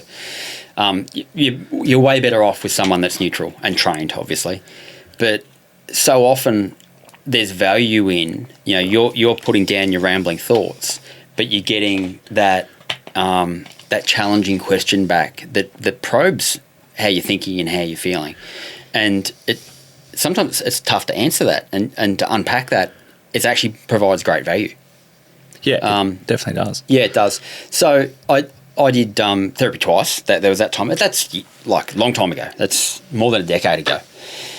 Might be 15 years ago. But in the lead up to my exit from VicPol, I did another year with someone else, and he's a weird cat. The guy I went and saw, but he was good at what he does, and really challenged me, and he helped me make the break from I could probably almost become a bit indoctrinated in the organisation, and it was very helpful in breaking that and seeing my value on the other side. Outside of your career path and your professional side of your life. Yeah. Which essentially was, I guess, 90% of your life at that point in time. Oh, well, the first time around, maybe. Yeah, for sure. First time around, I wasn't in the fishing industry at all. That was just in the heart of my I would have been incapable of running business at that point. And do they? Sorry, you go for it. That's it. I was just going to say, do they train to some degree? Just focus on the SOG stuff. Do they train to some degree to deal with the mental tax that a role like that has? Yeah, they do. Even in my era, there was mental resilience sessions and training and debriefings that if you allow it, are of some value. But I'd say probably a lot of guys would probably not allow that value to happen because I'm too stoic. And I remember before I experienced that turmoil in my own mind, I used to go along to those sessions and just say what you had to say. What are the right answers kind of here to get in and out of here within 30 minutes? 100%. And even probably when I was well on my way to being unwell, I was probably still doing the same thing. Because it's very hard to realise when you're operating actually quite well as a human being. It's generally not like you go off a cliff. unless you've got like other issues, right? It's more a gradual decline into being unwell. That's my opinion of it anyway. It was certainly my lived experience. You're probably well into it though before you realise it. I tend to agree, and it's like a slow decline that's not noticeable until you're too deep in it. Right. I think, and then by the time you turn around, you don't know how to get back out. So and then you just go, well, fuck, I can't go backwards. I have to just put my head down and get on with it. Yeah. And I think that's like the manly thing to do, I guess, with it. Well, for me, the anxiety aspect of PTSD was what I felt most. Severe anxiety, man, like severe worry, just constant worry, and all the things that go with worry. But that was, to me, I recognised what it was, and I was just like, you got no option but to just push through this. It wasn't until I actually started to feel sad, blue, I can't pick myself off, it's not worth it. That's when we've really got a problem now, and that's when I felt, oh, I'm not well. It wasn't until then. Yeah, and then that's like you're in the mud. And you're in the mud, man. Yeah, I think accountability is a big one for a lot of people too. Like if you weren't accountable at that point in time, you would never have identified opportunities to get yourself out of the hole. You would have just stayed there and probably necked yourself, or drunk yourself into a stupor and never got married again and never did all this sort of stuff and never actually lived life. So I can't help it but think, I never want to pretend for a moment that no suicide has ever happened because blokes just took the easy option, right? You can't. That's their experience, You can't judge that, and people do judge it. But I can't help but think that if earlier in their life they got things under control, like say drinking, or I've never done drugs, but if it was drugs are fucking bad, generally speaking. Exercise in their life, trying to eat well, finding a passion, it'd probably be a lot more people that are alive, man.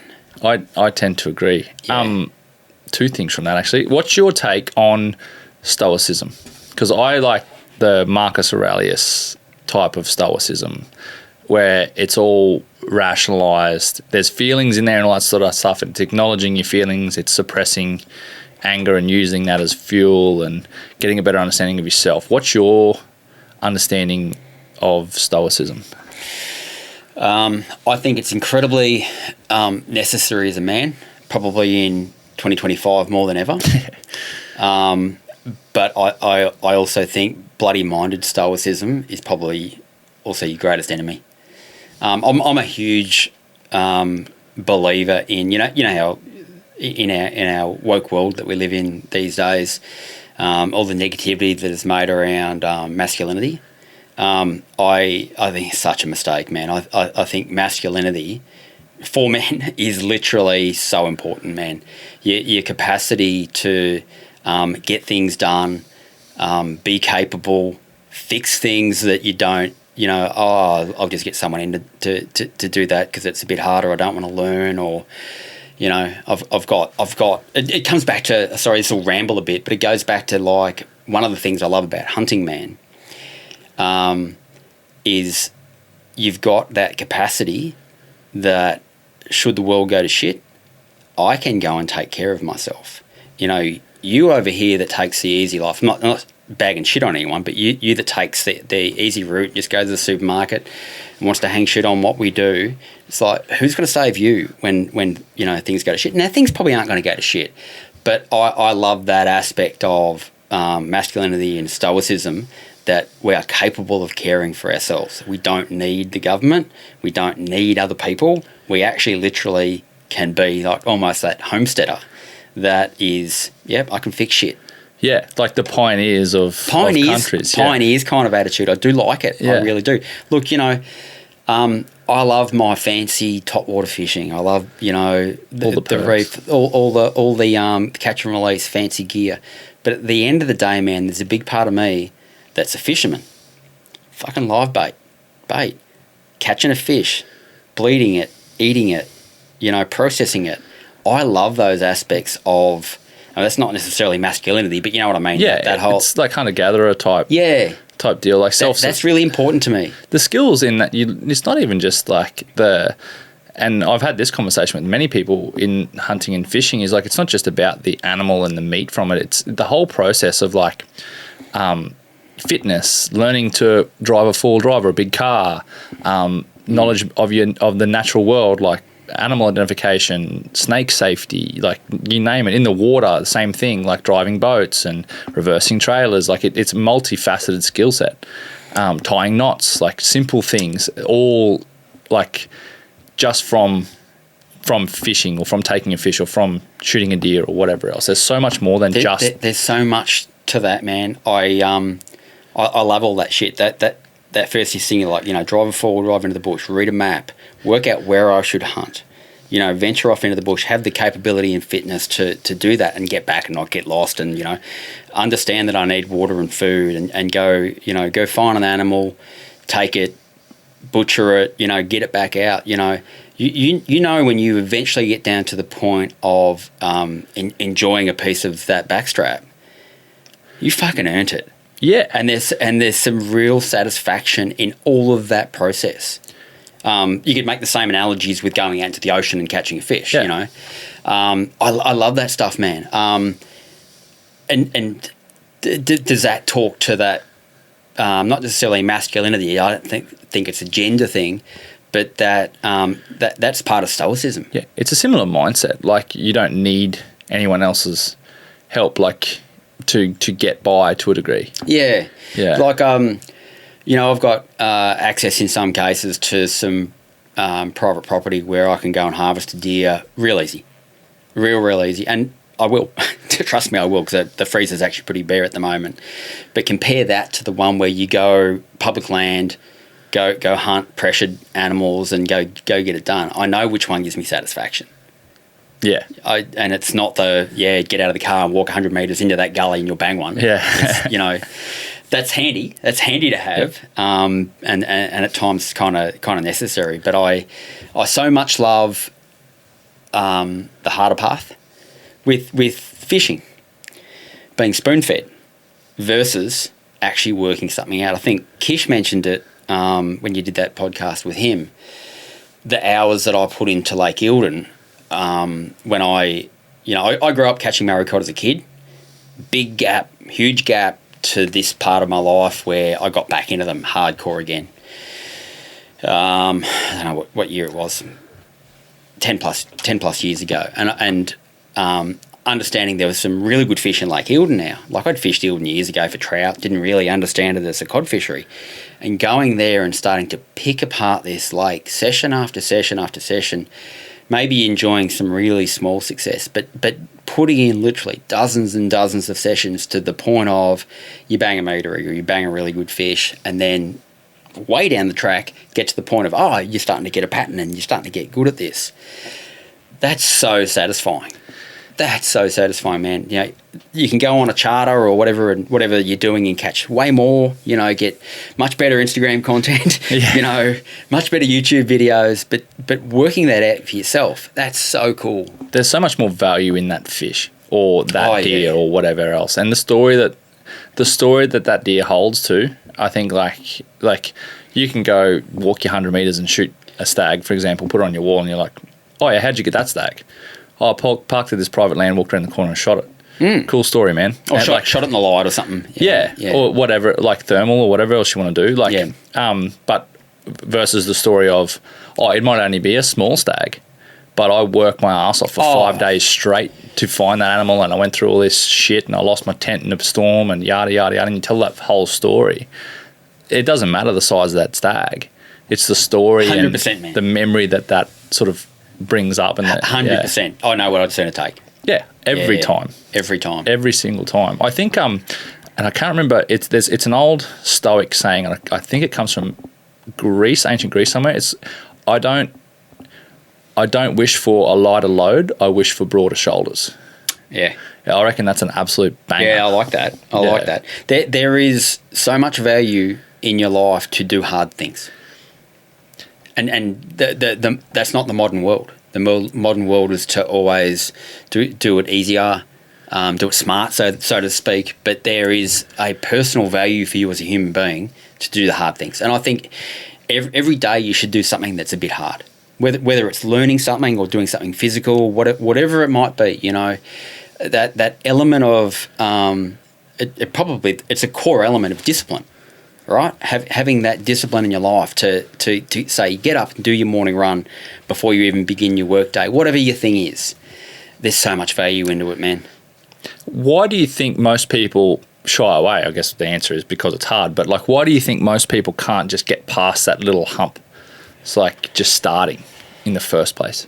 To do hard things. Yeah, let's just use the exercise as an example, because there's a lot of fucking fat people here in the world. Like, why do you think that they can't get over that hurdle just to get out of bed, put your shoes on, get up half an hour earlier and go for like a 1 kilometre walk? I think probably a big barrier to it is my experience with exercise. Whenever I've like tried to change things up, there's a lag that always occurs before improvement happens.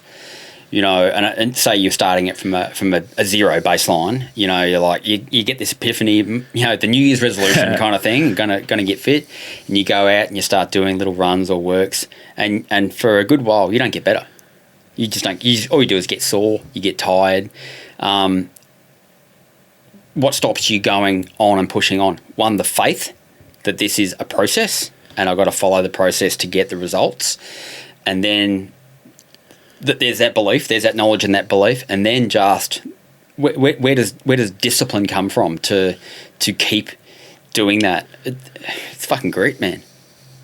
It's grit, and I think everyone's got it in them, but just not everyone's able to harness it. I don't think. I think like it's a consistent thing too. Like one of the things David Goggins said on one of it might have been Rogan's podcast or something, resonated with me heaps well, is like, get up in the morning or the afternoon. I used to run it late at night, and I used to run until I just couldn't run anymore, just because physical, I enjoyed it, but also physical pain was just a good release for me to deal with the mental stress of stuff, and it was a good time to think and all that sort of stuff. But I'd go and I'd stare at my shoes, and this is what Goggins said, and it's exactly the same as me. Sit there and stare at your fucking shoes before you put them on for like 10 minutes and go and like, I don't want to do this, man. I've done that. And then, but you still... And that's where I think a lot of people fail at that point. Like, they don't put them on. Yeah, I'll have that 10-minute battle with myself and those demons, but then I'll put them on and I'll go and do it. And I think a lot of people, and put that metaphorically, if you like, a lot of people don't do that. And I think that's the point in which most people fail. Have you ever had it where you've planned, maybe you've got a bit more of a relaxed day, and you've planned how your morning will look, and it's like, I'll get up and have a coffee, check my emails, watch a little bit of YouTube, do a bit. But I'm going to the gym or I'm going for a run. You've got that, but you haven't made that hard commitment and not gone. And then you've actually something happened. You didn't go. I fucking hate myself when that happens. It's the worst. So you've got to roll out of bed, have a drink of water, go and do your exercise. It has to be the most important thing at that point.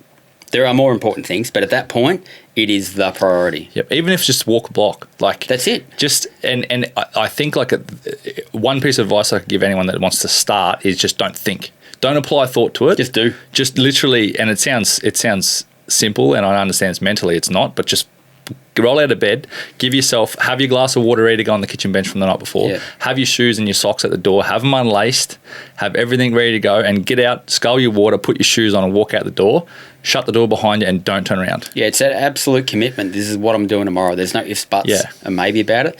And one thing I've noticed with a lot of things with people that don't quite get it done, and it might be turning up to your joint at 2 a.m. because we're going fishing, all those kinds of things that take control and commitment. Don't fucking snooze your alarms. That alarm goes off, your feet swing out of the bed. Straight away. Your feet hit the ground. And then you might sit there for a moment. Okay, get your equilibrium for a moment. But swing those feet out of the bed. Yeah. I think it's a accumulation of habits like that. Like, just don't have a snooze. And like, just because you do that and you snooze, and then you give yourself that little sort of dopamine or whatever kind of hit that you're like, oh, it's okay. It's not okay. I get 5 more minutes. Yeah, and you're telling yourself it's okay when it's fucking not. And next minute you're late for work or you're late for whatever. What happens all the time is if you're a snoozer, is it compresses the time available now to do what you already probably didn't allocate enough for. So you'll either go do a pissy little bit of exercise because I haven't got time, or you just won't go at all. Yeah. How how can people build discipline? Because it's not something you have. Because it's a hard. You don't reckon you have? Yeah, I don't know. I don't reckon people have this like a base level of discipline. I think I don't think people acknowledge the fact that they need it, and I don't think most people don't have it. Period. Most people eat shitty food. Most people don't work out. That's probably not the best statistical thing to say, but like there's a lot of people that don't. Yeah. A lot of people should be doing other things. Instead of, like, most people will want to do, I wish I could be that person, or I wish I could go and do this, or I should go to the gym, or I should get into the garden and do some fucking pruning or whatever else. But instead I'll sit on my couch and I'll watch TV. Yeah, and avoid the things that I know I should be doing. Yeah. To me, it probably comes back to that. It's all mindset, right? It's clearly all mindset. That aspect of wanting something in your life that's hard every day. Craving that fix of doing something hard every day. From that discipline built. Because that in itself isn't discipline, right? Maybe that's it for me. I can't put my finger on it because sometimes I can be really lazy. I can be not the picture of this motivated person, but I always seem to be able to make myself. Why do you think that is? I don't know, man. I'm the same. I've always had it. That's a great question. Is what makes that happen?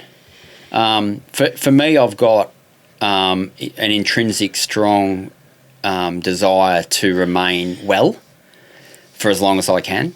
I kind of flippantly, say to my wife Lydia, if I ever get to the point, where I'm medically like this, fucking turn it off. Yeah. I do not want a life that looks like, this. I want my life until it's no longer of use to me. I don't want to be a burden on anyone else, and I don't want to have that life where you're just like, I'm fucking now trapped in this body that happens to still be alive. So that's quite a strong motivator for me. This certainly wouldn't have been a motivator when I was young, but it is now. I like to do some hard physical shit. GT popping in the tropics, dogtooth tuna jigging in the tropics. It's hard work, man. Hunting the Victorian Alps for sambar deer. It's hard work. I want to be able to do it for as long as I can, capably. Not as an old man. I'm 56 years old in a couple of weeks. Right? Holy, yeah, you're man. looking good for 56, man. Well, it's thank you. And it's funny. I find when I was a young bloke, I tended like playing footy and stuff. As say the 18-year-old, I used to kind of hang out more with the 25-year-olds. I was exactly the same. As I get older, I hang out with guys that are younger than me, and I think now they've got to be mature. Like, so Christian really works well with me because he's got such a level head. He's got wisdom way beyond his years, right? But I need their energy, I need their drive and commitment, because without it, things like opportunities to be lazy get a little bit too tempting. But you got guys like that and motivated, and that youth helps because fuck, I need sleep now, man. I really do. It helps. It keeps me energized, keeps me alive. You can't do that if you're unfit. You definitely can't. What's your I'm just keen to get in the rabbit hole a bit. What's your diet like? Yeah, that's an interesting one. It can be terrible. That's everybody. Though. Yeah, it can be pretty shitty. Liz is a great cook. Liz is Chinese Malaysian. She's got a real good combination of she can cook really good Chinese stuff, really good Jap and Western. She's great stuff. And when I cook, I like to be a good cook, but man, cooking good takes effort. It's a lot of effort. So I probably tend to be more the meat and three veg kind of, yep. The same thing that I grew up with. I try to eat a lot of game. In fact, I'll come back to that game thing and its value in a minute if I can. Yep. Fair bit of fish. Like last night, we had a linguine of calamari from Port Phillip Bay and prawns from Lakes Entrance that I'd both caught. You know, I love that shit. That I know. Going back to some of our early discussions, that's important to me that we're consuming and enjoying the stuff that we go and get. But I'm a celiac. So my ancestry is Irish Dutch, second generation Irish, first generation Dutch. My mum's born in Holland. My dad's father was born in Ireland. It's a unique combination of Irish stubbornness and Dutch arrogance. I don't know if you've ever got that from those two races, but yep. Very true. I try not to be. But I think it's more the Irish side very susceptible to celiac disease. Yep. I'm a very bad celiac. I often sleep because the reality is the worst is when you're on the move. When you're travelling and going to country places, trying to eat that way is very hard. Man. Very hard. When you're at home or you're dining at a fancy restaurant in the heart of Melbourne, easy, man. There's always options. It's easy. When you travel, you go to country town and you got to slide into the fucking pies and shit. Oh man, that's it. So, and when I have a lot of the wrong food, it builds up on me. Yeah, it does. And I try to avoid, but I'm definitely not perfect in that way. In terms of alcohol, the way I use booze these days is I use it only for good.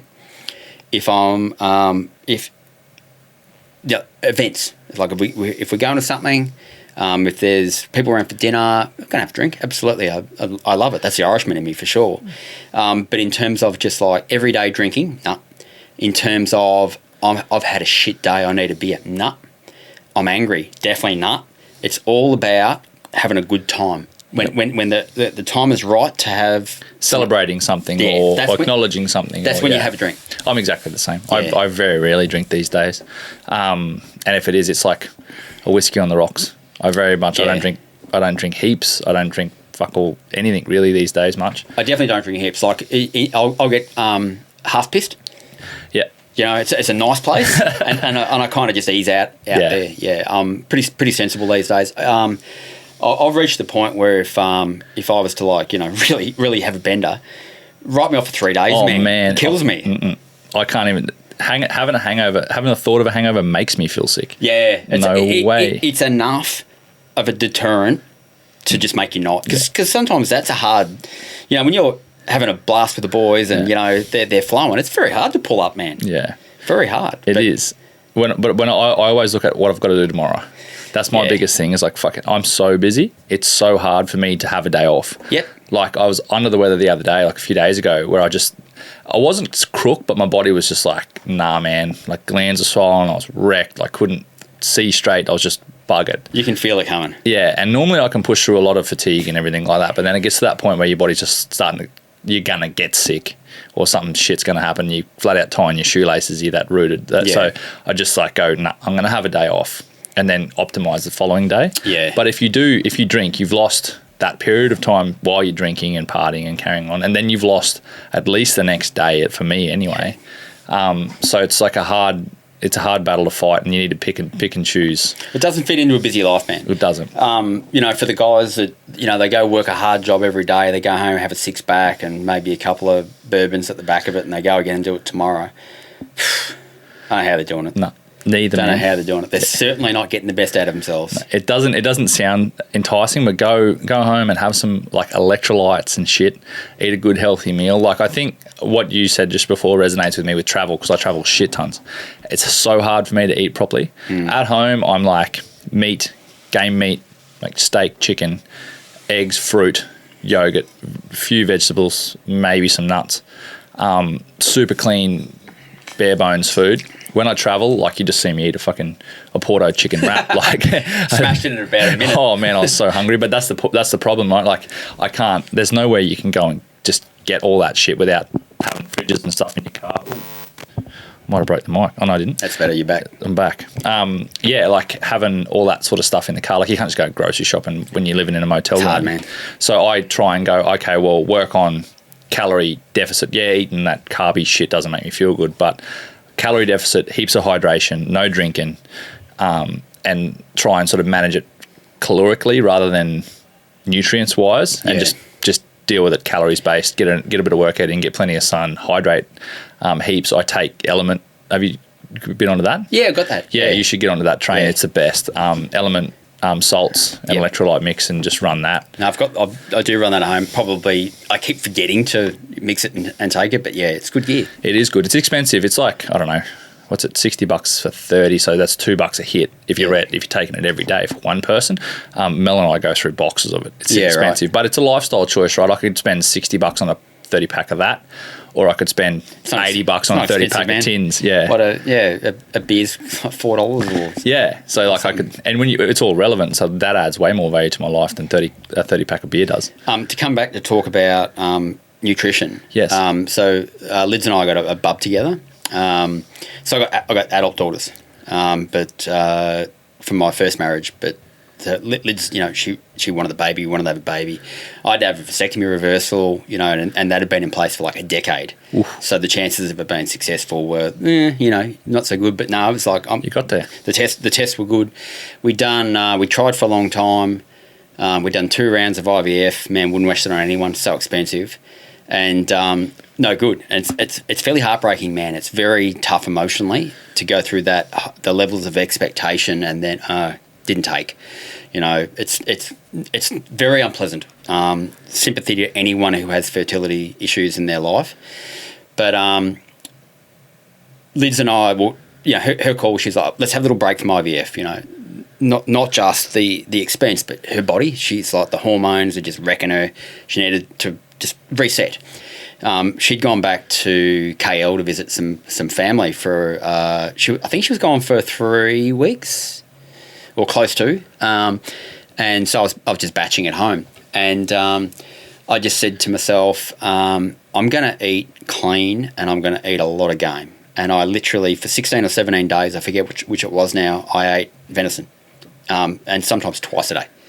So I was smashing it like backstrap city. I was really going hard on it, and it wasn't long after she got home we actually got pregnant. And I actually say, show me there's no connection between me eating all that good 100%. Organic, top protein, and that working out. 100%. I think like that's probably multifaceted too. Like I'm definitely no expert. It's fucking mic dead set. I'm no expert, but I think there's a direct connection with wild whole foods, and I think there's also a direct connection with your mentality towards pregnancy as well. When you're just like, no, fuck the IVF, let's just reset for a bit and just not think about it. Yeah. And then I think that also adds value. So you're at your physical optimum, eating healthy and you're staying fit and doing all the right things there, and then you're at your mental optimum, and then I think those two stars align, and then it. Yeah, the couples putting enormous pressure on themselves when they're trying to get pregnant, and all kind of spontaneity is gone from your sexual encounters, and it all almost becomes chore-like, and I think that's good for anyone. Nah, it definitely isn't. Taking the intimacy out of it's fucked, because then also you've got, and I am a dad, so I'm not talking out of my ass. Then you've got all that whole sort of, I don't know, back end of that trimester where it's all like hard to be intimate, and up until the birth, and then all that's traumatic. That's a whole nother life experience in itself, and like you have to still maintain that connection. It's such a journey. Everything that leads up to conception, but definitely, the later stages of pregnancy and birth, and then, beyond.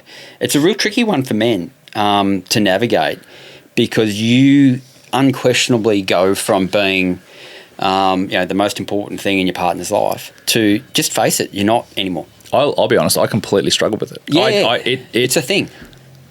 I had this thing in my head where I was like imposter syndrome, where I thought I wasn't good enough, and I'd get frustrated and then get mad that, this is after my daughter was born, and I'd get mad that I was mad at myself that I was frustrated, and like all of that sort of stuff. And like it was the detriment of that relationship for me, where I wasn't there when I needed to be, and I did all the wrong things for it. It's hard for me to talk about, to be honest. But I think it's as hard. I'm not taking away from what women go through, because that shit's brutal.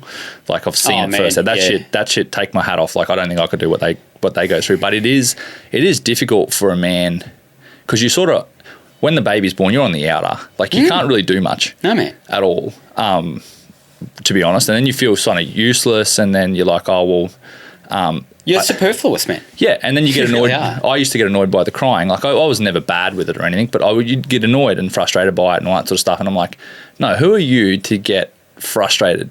This woman's just like birthed a child. So you check yourself. You constantly check yourself of the funny thing about, feeling frustration can lead to anger.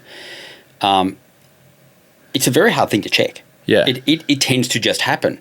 It's what you do, I think, afterwards, when you virtually debrief yourself and you say, fuck, I'm not proud of myself. Don't fucking do that again. Yeah. Do you know what I mean? Yeah. Yeah. Because we've done heaps of things in our own life, but be it this context of what we're talking about, or many things where you go, I did not cover myself in glory then. I don't like who I was then. Get fucking better. Isn't it? Yeah, it exactly is that. And I'm like at a bull at a gate trying to do the right thing now, and I'm struggling. Yeah. I'm still struggling with the past and trying to come to terms with bad decisions and things that I've made and done and all that sort of stuff leading up until this point. And I'm nowhere near where I want to be, but I think, like, as long as I keep trying to make the right decisions moving forward, because the hard That's part all you is, can like, do, man. Yeah, that's all you can do. Like, you can never undo the shit you do. It's undoable, right? But you can 100% make positive impacts going forward. That's it. And hindsight's a beautiful thing. Like, looking back, I wouldn't have made the decisions, but I didn't have the knowledge then that I have now, and all that sort of stuff. So it's a battle, man. So as a dad of a young one now, like, our Darcy's not that far off, leading into about 2 years old, a bit short of that. I look at how I've been with her and how I've been able to regulate myself emotionally around that. And like I said, my other daughters are adults, 18, 19, 20 years old kind of thing. My capacity now to deal with, say crying or whatever, tantrums, whatever, so much better second time around. I feel, if I look back, I feel so ill-equipped back then. I was. Yeah. A lot better now. All other factors too. Every kid's different. Different partners, how they go about things, but I just feel, I feel a little bit wiser, which is, I'm not a very wise person, I don't reckon, but I do in that context of, and one thing I reckon is so bloody important, talking about your kids or your relationships with intimate partners, is that capacity to, before you say something, really check yourself whether that's necessary, because you can't take it back. And everything you say, every time you drop out something that, whatever, it was a bit passive aggressive, or, that thing where you kind of made your partner feel not too happy about themselves or a bit insecure about the relationship, each one of those is a death cut. You can't undo them. So I've learnt the long journey of about how to regulate your tongue. You still feel shit things. Yeah, everyone does. Yeah. But learnt to regulate. Yeah, and I think that's where I'm at now, is trying to learn, like, what is actually valuable to a conversation. And, like, you can still have a conversation that isn't disrespectful and all of that sort of stuff, and still get your point across. And disagree. And it be constructive criticism, and it can be constructive conflict, and you come to a positive outcome without having to be a dickhead. Yeah.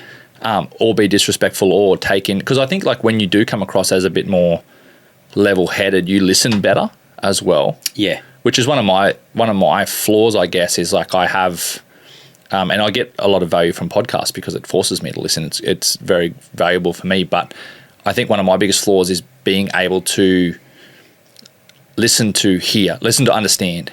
Well, you can't do your job without listening. No way. Yeah. No way. Yeah, and it is a skill to listen and then, make the right moves. Your next dialogue is crucial to what you hear and understand. It's so important in relationships, hey, to listen and try and understand try and decipher the message sometimes, because it's not always necessarily completely clear. But yeah, she's vital. It is. It's life's just a difficult set of decisions. It is, especially when you combine it with other equally complex people. That you can be as aligned as you like with your partner, but when it comes to life, there will be those intersecting points where you feel like you're almost like in just complete opposition in how you believe, yet you are so aligned. That's just the nature of people, man. It is. And some of us are our own worst enemies as well.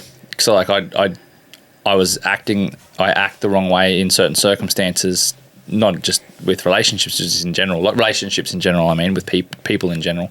But then also cruel myself for acting that way. So like I'm doing the wrong thing, but also I'm cruel myself for doing the wrong thing. So then like it's like double layered on top of yourself. Like you burden yourself with it more than you probably should, rather than trying to understand it and do better. It's kind of hard to explain, but I think that sort of gets the point across.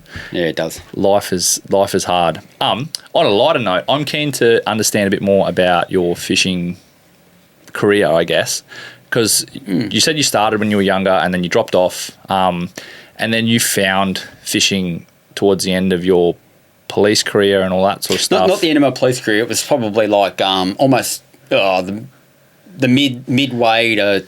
Yeah, about the midway mark, I kind of like... I'd never completely stopped fishing, but it was like... It wasn't the highest priority, but something clicked back in with me. And it was probably... Let's say it was 15 years ago. I reckon that'd roughly be about it. Maybe a tad more. It was like, oh, that's fucking right. I love this shit. It was like that. Yep. And it kicked back in really, really hard. And... anyone that likes to fish knows that feeling of you go out and you have a great session, you want to go again. You go out and you have a bad session, fuck, now I really want to go again. It's very much like that with me. And the love of fishing, the love of adventure, for a bunch of years, my SOG career provided that adventure. When that kind of started to ease off, that's when I was ripe for what does JC need to do again? I fucking love this shit, and I grabbed it and pursued it and went hard after it, and I didn't immediately do it. It was probably like 5, 6, 7 years later when I started to just dabble into, I'm looking for more between trips, and I started to write. Eventually, I had that year the year in Indonesia was the handbrake's fucking off kind of thing. That opportunity so I took 12 months leave. So I'd qualified for my 20-year long service leave, and I took it at half pay. So went over to Indonesia, lived there, and what I did was try and have a go at being a full-time fishing journalist.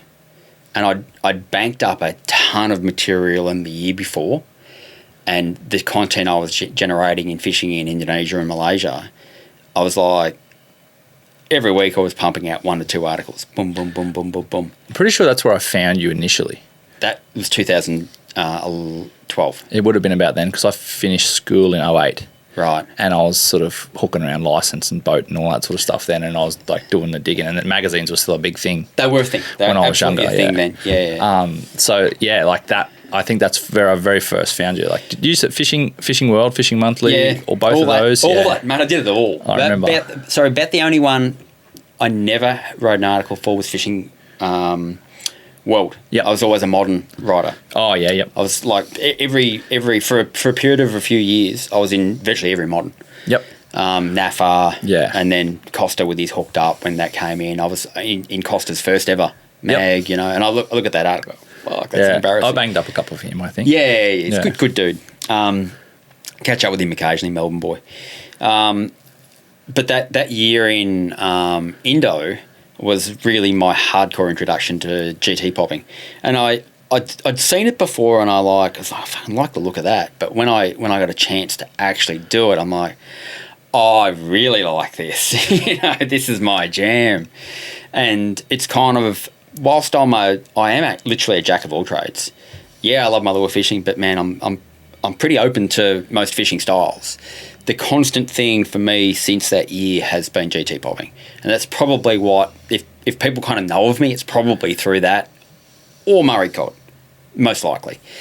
So I've done a lot of travel around GT popping, Fiji, Vanuatu, Oman 9 times, the Reef, of course, Indonesia lots, Malaysia. Where else have I been? I'm sure somewhere. Hawaii. Caught GTs in all those spots. Caught fucking hundreds. I don't know.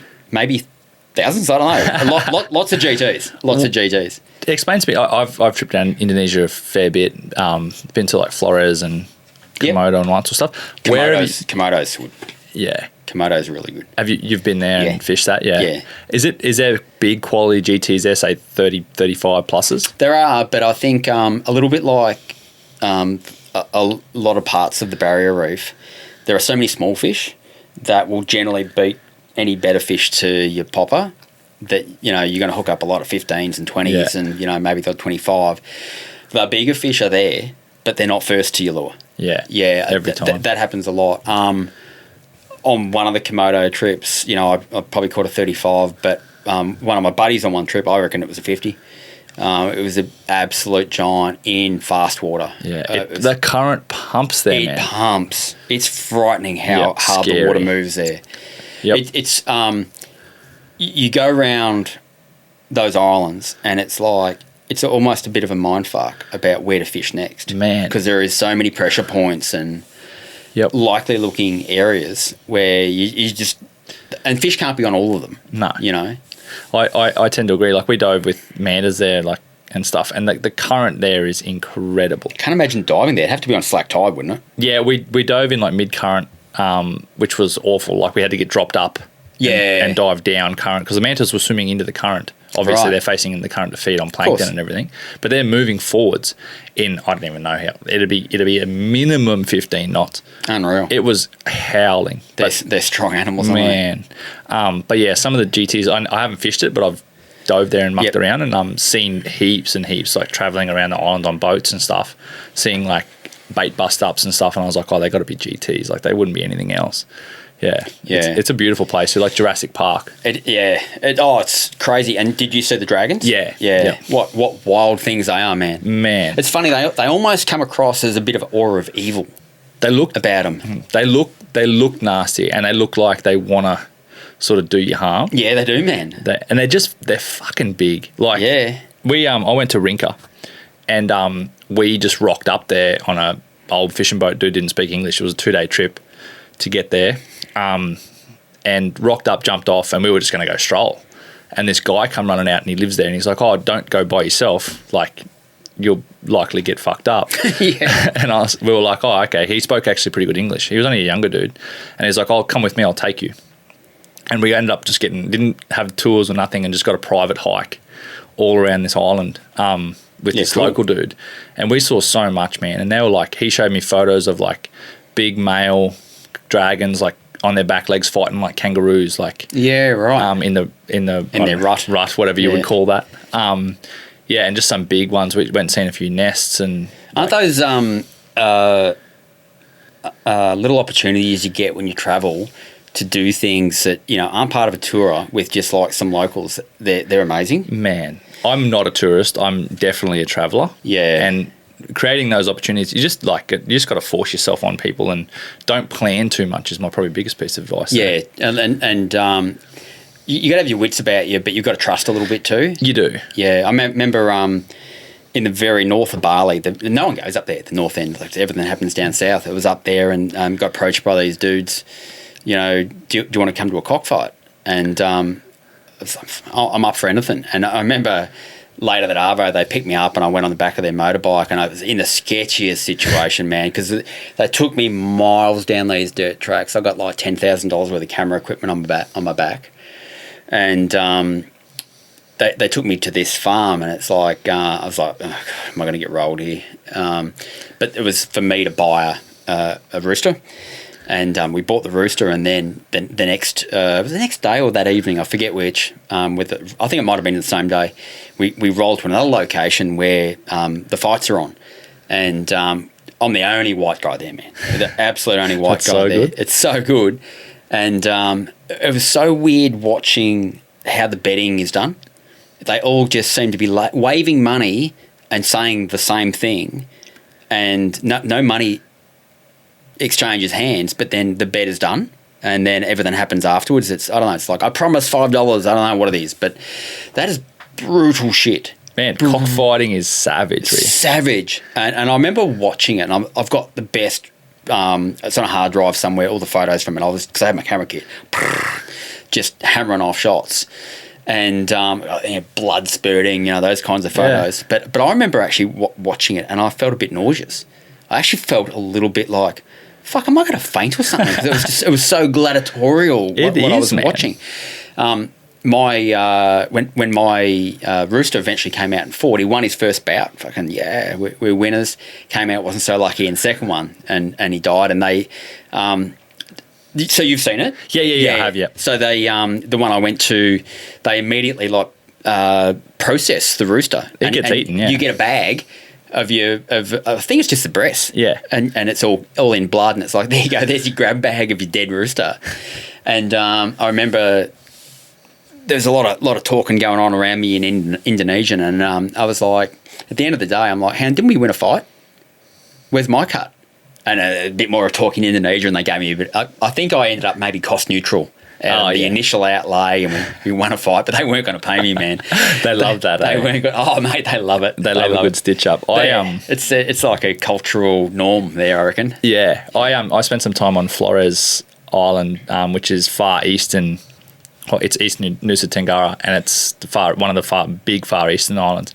And I ended up bumping into this dude. He spoke. I still remember his name. He's like Galunk Florman. I can't pronounce his name properly, so I won't try any more than that. But I ended up meeting him. He spoke pretty good English and introduced us to a few people in the village. And I ended up drinking. It's like arak, but it looks like piss, and it was nasty. Sounds bad. Like 200 proof. Like, it was nasty. Like, arak can kill you, man. Yeah. It was nasty. And drinking that, and ended up on scooters going around to this dude's house. And we're all sitting around in a circle. Only I could speak English, he could speak English, and we were playing around trying to teach each other words and playing guitar. And they're all like very Bob Marley associated. Like, it's very dark-skinned Indonesian. They all got dreadies and singing reggae and all that sort of shit. And then the night came, they turned all the lights on in the house and opened all the blinds, and all of the crickets fly in the windows. Yeah. So they go over this plastic bag, and they're walking around, they're collecting all the crickets. I was like, oh, what's he doing? He's like, snack. I was like, oh, yeah, right, I'm going to eat insects. I thought, fair enough. So it comes out, and wok fries up in like chili and garlic and all these crickets. They were, I don't actually know, I won't say that, because I was going to say they were delicious, but I was pretty intoxicated. So they might have been bad. But from memory, they tasted delicious. And had the best time. But the next day, shitting out insect shells is nasty. Like, it was probably the next day was one of the worst experiences of my life. Oh, like, really? Like, diarrhea, probably from the alcohol and the food. Yeah. But like, shitting out hard, sharp shells. Legs and shells and shit. Like, my ring was on fire. It was nasty. We eat prawns, which are essentially a sea insect. Yeah. But at least we shell them before we eat them, right?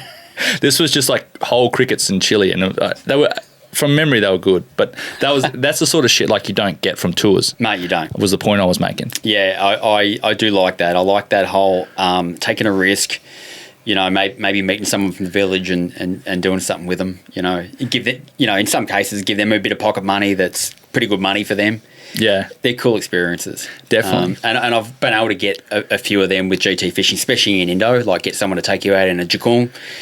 The outrigger canoes, and go into some gnarly pressure points and have a pop. Caught some good GTs off them, man. It's much nicer off a good boat, but hey, you do what you do, right? Trying to cast around the outriggers and land fish under there. Fighting a fish with outriggers and then negotiating, that's a whole other thing, man. Yeah. Whole It other is. thing. Yeah. It's even like we were doing it on sort of boats with masts. They weren't sailing boats, but they had masts on them. Yeah. Or maybe old sailing boats, and they had like guy wires and shit. And you're trying to cast. They're on all in the deck, way. and all the decks like concave, so it's like not concave, the other way. Convex, sorry. So you're like half sliding off when you cast. Yeah. Yeah. I know there's some really good islands that don't have any sport fishing operations. Like Sumlaki is quite legendary. If you have a look at the charts for that joint, it's like, oh my God, there is just all these offshore bombies that go for miles and miles. It's like GT heaven.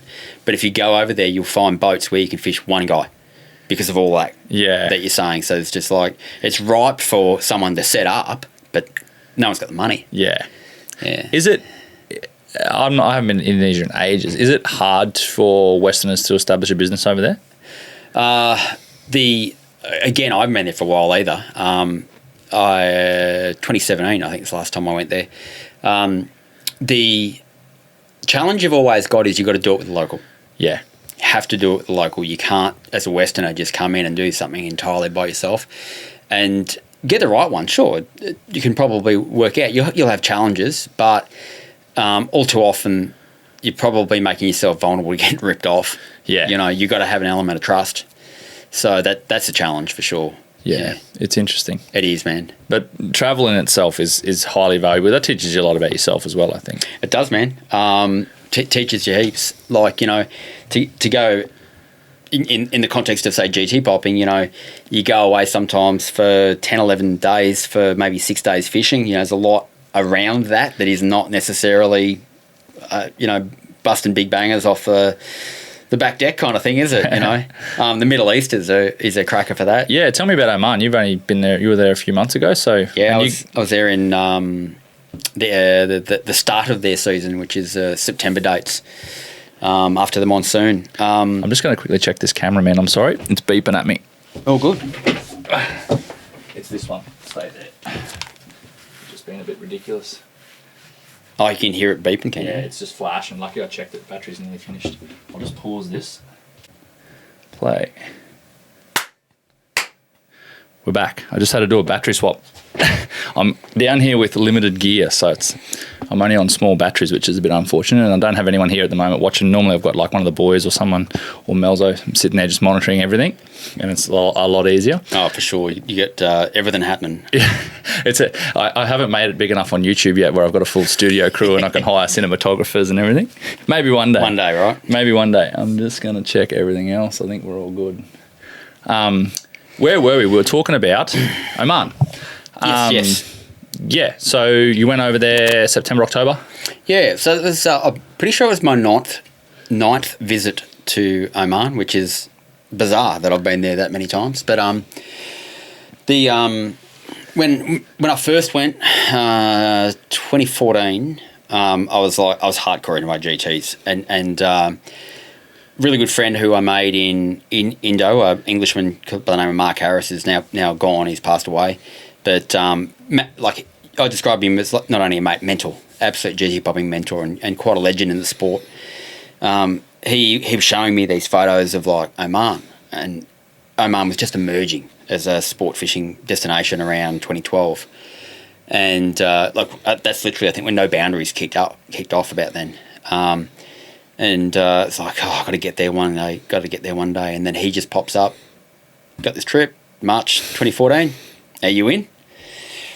Fuck yeah, we're in. Let's do it. So went over there, and we actually had an amazing trip that first time, and it's formed really good relationship with Ed Nicholas. Like we're so different but very similar. Yeah. In a lot of ways, he's a lot wilder lad than me, but yeah, we relate really well. So I just keep going back, both from the perspective of not a love of the Middle East by any means, but love him.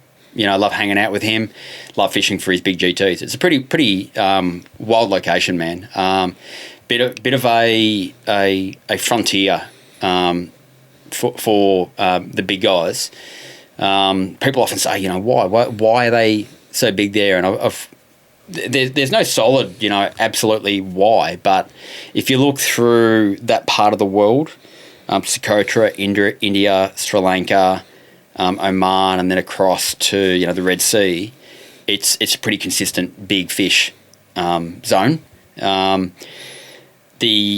The thing that sticks out is, especially with Southern Oman, I don't know about the other places, but they have a annual monsoon kharif season where the seas get really cool, big winds, cold, and massive upwellings and plankton development. You lead into the new season, and you're looking at water that might be as low as, say, 22 degrees, and all the life that comes with cold water. The sardine runs are huge. There's a whole different range of species that occur in the start of the season compared to the back end of the season. By the back end of the season, the water's like 30 degrees. It's just completely different. And I think it's just the element of the amount of bait and the amount of life that's in that water that holds consistently big G's. It seems like it. And they're not like, is it overfished or anything like that, like commercially or locally? So, yeah, they don't care about the GTs. No one's commercially fishing for GTs, but plenty would get caught in nets and stuff. Yeah. But I think there is an increasing commercial pressure there. There's always been a commercial fleet of Bengali boats. Most of them are illegal immigrants running around in pangers and hand lines. I don't think they're doing too much harm. They're catching heaps of fish, don't get me wrong. They're certainly not bothering the GTs. But you're seeing now a lot more netting boats that are like kind of blanketing reefs sometimes. It's like, this is not as pristine as it could be. It's a little bit of a concern. Time will tell, man. The fish are still there now. They're definitely still there now. Interesting. So this last trip was pretty cool to get to hang out with Joe Edlington, J.E. Wiles, big YouTuber. He caught a good banger on our last day on the reef, like a weighed 50 kilo fish, and it actually had mono gill net, not gill net, sorry, the finer net, all in its gills and in its mouth tangled, and we're able to get it out. Took a fair bit of surgery to get it out, and then took a lot of time to revive the fish. But we did it the favour, I think, getting that net out. It was literally all tangled through his gills. But to look at that net, it was fresh. Man, he'd just been in a net. Or what quite possibly happened, he might have grabbed a fish out of a net and then taken it, taken it with him, and then it got tangled up in him. So it's a crazy spot, man. It just keeps producing giants. Yeah, that Middle East seems incredible for that, like yellowfin tuna. Yeah. All of that sort of stuff. And then on the other side, like all the stuff in Spain and like the bluefin and all that sort of shit. Like that fishery over that side seems incredible, eh? It is. And bluefin's a really good one to talk about because almost globally across the different bluefin tuna species, they all seem to be coming back. They all seem to be in a recovery phase. And that, down here with southern bluefin tuna, there's been really good management now. The 70s and 80s really overfished, hammered, not to the point of extinction, but the point of you wouldn't target them. It's just so uncommon to be able to get bluefin. To now, it's regular, man. Like we get an inshore run here. They started here now in like central Victoria, Bass Strait. Every summer we get them, and we'll get them for about 4 months. Literally, I can leave my home in Melbourne around the corner from here and go target bluefin tuna from launching in Western Port or Port Phillip Bay. So good. And a lot of that's happening globally. Like I think England and Ireland are having like their first access to jumbo bluefin again after them being closed for decades. They're actually getting rec seasons again. So it's funny to look at, this world we live in, this, resourced, exhausted place. If you manage things, they can come back. They can recover. Which is good, and it's good that like a lot more people are fishing, and people complain about that, but I think it's a good thing because you got most of those people are good people, and they want to sustainably manage the resource. There are more people fishing, eh? It's definitely 100%. A growth thing. 100%. And fishing's never been easier. Sound and tech now, all that sort of stuff. Accessibility to places and information. Like it's open YouTube. Yeah. Find out whatever you want to know. And roads to Cape York, roads to remote territory places. Yep. Northwest WA. Like they're not hard to get to anymore. This time of year, this peak holiday season, Christmas into New Year, you go on a good day, go down to one of the southern boat ramps, you're probably looking at 2 hours to launch a boat. That's crazy. But like you say, it's not ideal, but it's also good in the context of, we'll always have these constant challenges to the sports that we love. We will always have them. We actually need numbers of people that it's important to. With a voice. Yeah, because if it's not important to you, and if something comes up of this strong push, this government's looking at closing down, whatever. If it doesn't affect you, you go, okay, whatever. It's not my fight. You need people in the fight. Exactly, yeah. And I think that's where people get the shits with there being so many people on the water and all that sort of stuff, and that's annoying. I understand that, especially when you've spent people like, let's use Kish for an example, who spent his lifetime understanding cod without active target. I don't shit on active target. I don't shit on all that sort of stuff. Thermals, whatever. If you enjoy doing it that way, that's fine. But the intellectual property and skill set that Kish has built from finding and learning that the hard way is devalued by the ease of it now. Coming to terms with that and accepting that for the way it is, and accepting the fact that all of that contributes to sustainable fishing practice. Yeah. Most of the time. I've never seen young kids now, like they do with barra and cod and stuff, like the catch and release mentality and keep them wet mentality and all that sort of stuff. It's probably a bit like COVID. You probably don't want to touch Liloscope, but I've got a bit of a theory about it. I've got it, right? I've got a decade of not having it and blind casting. Now that it's here, I'm not going to not have it. Pretty much for the same reasons as Kish. When I got the opportunity to do it, I like to catch fish. I really do. Cod fishing without catching kind of sucks. It's hard enough to catch them anyway. Right, it is. But I think what we're seeing happen, remembering no one's taking a big cod. No one's killing them. Okay, the odd one might die because it got caught. That is going to happen by casting or not. Exactly. I've seen it happen. I've seen GTs die that shouldn't have died, but they just had a heart attack, Happens, right? Doesn't help if things are out of the water too long. That's another whole other factor. But, just the fact it's being caught, it might die. So there is that, but no one's doing it intentionally. So most of these fish are surviving. The vast majority of them are surviving. I think what we've got a bunch of guys that were very good at what they did, absolutely good, and they earned that the hard way by trial and error experience put in the yards. I think it really, they struggle with it on an ego level to see guys enter the sport and not have done that and enjoy their success. I think that's something that they just have a hard time rationalising. I reckon that's the end of the story, the absolute end of the story. And I get it when, say someone hasn't done any blind casting, but now they're all of a sudden a hero with scope. I get that, and it is what it is. I don't think it should bother anyone. No. I really don't think it should. If your thing is blind casting, go fucking do it. If you love fishing for whatever the method you use, as long as it's not detrimental to the species and the environment and all that sort of stuff. If you enjoy fishing and hunting and all that sort of stuff in the way that you're doing it, go for it, because you're contributing positively to the outdoors community. Yeah, I agree. Which is another reason why I'm trying to push for this expo.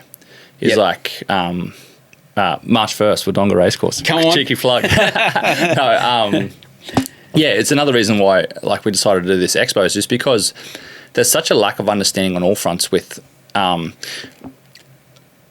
hunting in general. There'll be fishing talks as well, but hunting in general, with an understanding from people that have been in the industry a long time versus new people in the industry. And I plan on having talks there from people that are experts in the field, essentially, and explaining it. And also chefs and stuff that use wild game and show the value of, don't just take back legs and back straps, teaching you new ways to cook it. Think about the whole thing very differently, and it might open your eyes and change your perspective on how it is. And that's what I think, I want to try and build this expo to be different to every other expo that exists, is add not just a retail value for gear and shit like that, because there'll be tons, but add more value than what you would get at a shop. Yeah.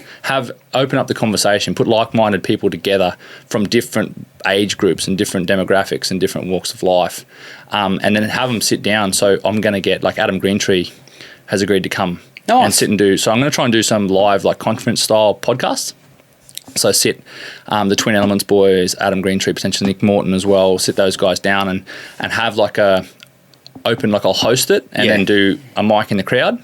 So an open Q&A and have a discussion about things. So, and like, hopefully there's some objective opinions without being derogatory or rude and disrespectful, but people that raise conflicting points. Challenging points. Yeah, that then can promote conversation. And I plan to try and record all that. Like, I'm going to have a lot. That'd be cool. Do you ever see that footage of Stephen Ranella when he's doing like a bookshop talk and he gets challenged by the vegan? Yep. So fucking good. It is good. He's so good for hunting. Because he's smart and articulate.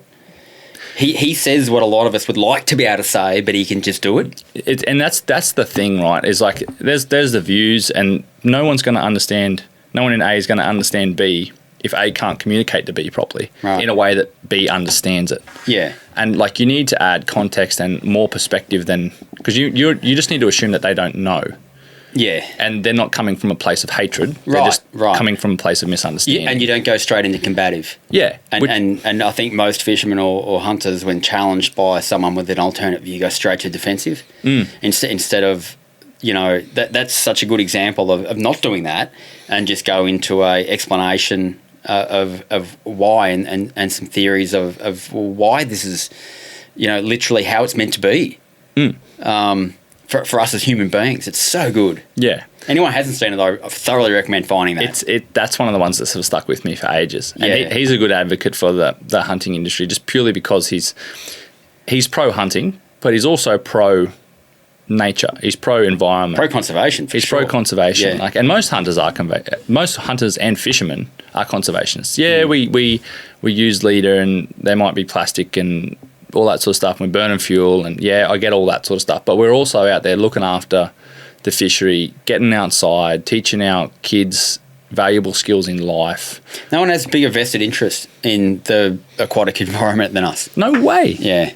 No way. And like, we've got a duty of care. It's interesting. I'm looking forward to it, and I'm keen. Hopefully you can make it.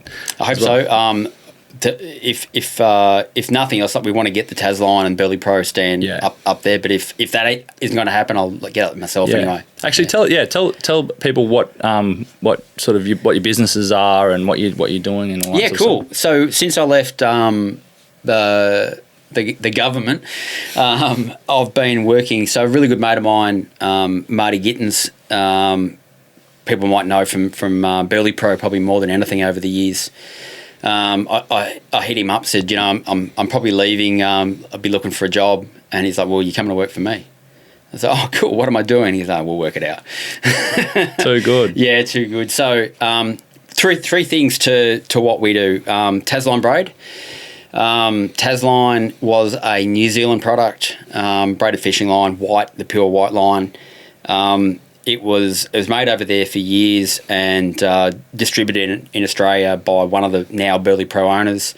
An opportunity came for them to buy Burley Pro. Tasline. Opportunity to buy it. Bought it, expanded on it, improved on it to the point where there are another 10 braiders coming from Germany on a ship right now. New factory opening up next door to where we currently operate. So the operation will expand by a third. It's just constant growth. There's new products coming. It's if you've used it, you know what I'm talking about. It's the best braided fishing line made. It's good. Burley Pro is Marty's background. It is usually ABS formed plastic kayak accessories, but we're moving more and more into the boat, bass boat, cod boat, center console world. And we've got 3 products currently for marine that'll only grow from here. And Catch Fishing Tackle, which is a New Zealand-based saltwater fishing brand that we distribute. So that's a different one. We don't make it. We're literally just the Australian agents for it. So my role in those 3 businesses is I manage the digital assets. I manage the ambassador team. I'm pulling together content. Learning. I'm learning is what I'm doing. Product development. If I look at what I was doing a year ago to what I'm doing now, I go, wow, I've improved 1,000%, but I still think I'm shit house. I've got a long way to go. Premiere Pro, Photoshop, they're my stock tools of trade, which I didn't know how to open it a year ago, whereas now I'm getting okay at it.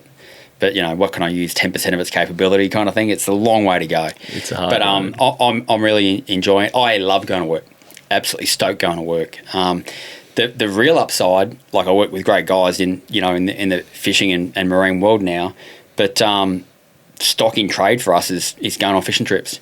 The best. Yeah, it's absolutely the best. It's like made your like life, like your job and your passion's a lifestyle. Yeah, which is good. Absolutely. And I'm actually enjoying at this point in my life being an employee, not being the entrepreneur, not being the person that's chasing the dream. I'm actually enjoying the helping a mate follow his dream and get to where he wants to go. That's where I want to be. There's big wisdom in that. Yeah, I don't have it in me, but to do that. No, yeah. But I respect people that can do that. Yeah, no, that's where I'm at. I'm here to support you. That's where I'm at now, and happy as Larry because I get to. My life's so different to when my other kids were young, where I was like literally on every call out or forcing myself onto jobs. I was not home enough. There's no doubt about that, and I'm eternally sorry for that. But now, at least one day a week, I fully look after my daughter Darcy. Tomorrow, Tuesdays, is my day with Darcy while Lydia works. And usually some other day in there's a good element. Yeah, maybe sometimes on a Friday I'll do a half a day, sometimes a day, sometimes not at all. It just doesn't matter. I'm there. I'm able to be there so much more than I was in the past, and I get a good, healthy dose of fishing and hunting. Most weeks I get something. Couldn't want more. Sounds like you got life sorted, my friend. It's pretty good right now. On its way there. Yeah, it's pretty good right now. I'm not complaining, that's for sure. What's next on the horizon for you? Trips? Any I've aspirations? got I do say never finish a trip without having the next one in pipe dreamed or lined up. Don't do that to yourself. Adventure is important to me and getting after it, so don't let... I used to suffer actually badly from the post-trip blues. Even when I had a planned one coming up, like you come off this big high, you get home and it's like, oh, I'm jet lagged. It's like a week later, I'm still jet lagged nuts and I got the blues. It's like literally I've come off this high. Yeah, it really sucks. So the next one is I've been to New Zealand I think 7 times fishing for kings, and it's always been either self-guided or with a mate or my brother lives there. It's been that kind of trip. I'm doing a charter this time, mate's 50th, 3 kings. Oh, yes. Stoked for it. Getting bent over like a bloody half-open pocket knife. Hopefully getting railed, man. Nasty. Hopefully getting railed. So that's in late March. And then beyond that, it'll just be getting after it locally. But Kish and I are planning a October, November North Queensland Barra Impoundment road trip. Did he tell you that? He did. He mentioned it to me off air. Super keen for that. Like, I'm super keen to see what you do there. You'll definitely have to hit me up. Yeah, for sure, man. We'll go do some shit. We've spoken about it for a couple of years. Like, I love my Barra. I've only ever done the Territory, usually with Benny Carroll. Yep. But I want to go and do the impoundment slobs. Really, really keen to have a look at it. It looks like a lot of fun. Some of them are like Timbra are full of like aggro Barra, hey? They fight like salties and stuff, a lot of them. Yeah, right. Yeah, and some of the sight casting you can do in the dams these days is incredible. It's incredible, man. Like, so much fun. A lot of the YouTubers, like Schultzy's probably the one that springs to mind. Some of the footage he's put up over the years, it's like, oh my God, how am I not doing this? And you don't get that in the Territory. You don't. You don't get that fishing. You definitely don't. You get a different experience, and I love the Territory, but you definitely don't get that, and I want it. Yeah. I want it really badly. Yeah, you're on a long list of people, I think. So, yeah you definitely have to make it happen because it's a fair hike. Like, oh, yeah. You definitely have to make it worth your while. But fish the northern dams. Yep. Them other ones are too fucking hard. Yeah, right. Unless you go guided or with someone in the know can give you advice. Yeah. Like, Awunga and Mondrian and stuff are difficult, I think. But then again, you guys have got pretty good cod experience and all that sort of stuff. You can read dam dams well and all that sort of stuff. So you might do all right. I'd like to think we bring some game to it, but you can be humbled so easily. It's the best part about fishing, I reckon. Yeah, man. It's funny. Like we talk about, like I like to catch fish, right? But I always say this, that without the suck, fishing would be no good. Like if you just went out and hammered all the time, I think it would get old. Same as hunting. I reckon you get sick of it. Yeah, you need the suck. Same with anything in life. Just sometimes you wish it was a bit less. Yeah. Like you have those runs where I've got the mojo. Yep. It's like I'm on 3 trips in a row of banging them. You just know it's coming soon. And on the flip side of that, I'm probably going to suck for a while. Yeah, you have a massive plateau for like a month and you're like, fuck fishing, I quit. Yes. Put all the gear up and then the next weekend you're back into it again. The worst thing for me is when I blank or have a really probably average return, it just makes me want to go more. Yeah. And if you get on a bad run, then I'm starting to get manic, Yeah, you got to go like all the time, try and figure out where you're going wrong. Yeah, exactly. Yeah, and what makes it worse, the great head fuck, is with the the mates you've got and the accessibility of social media. When you know someone else is banging them, same place, same set of circumstances, and you're like, okay, I am doing something wrong, or that's mind game. It is, and that's why I think it has so much value. I reckon it does. It ain't easy, man. If it was easy, everyone would do it. Yep, and that goes for a lot of things in life. I reckon. Yeah, that's broadly applicable. Well, man, that's nearly 3 hours of yarning.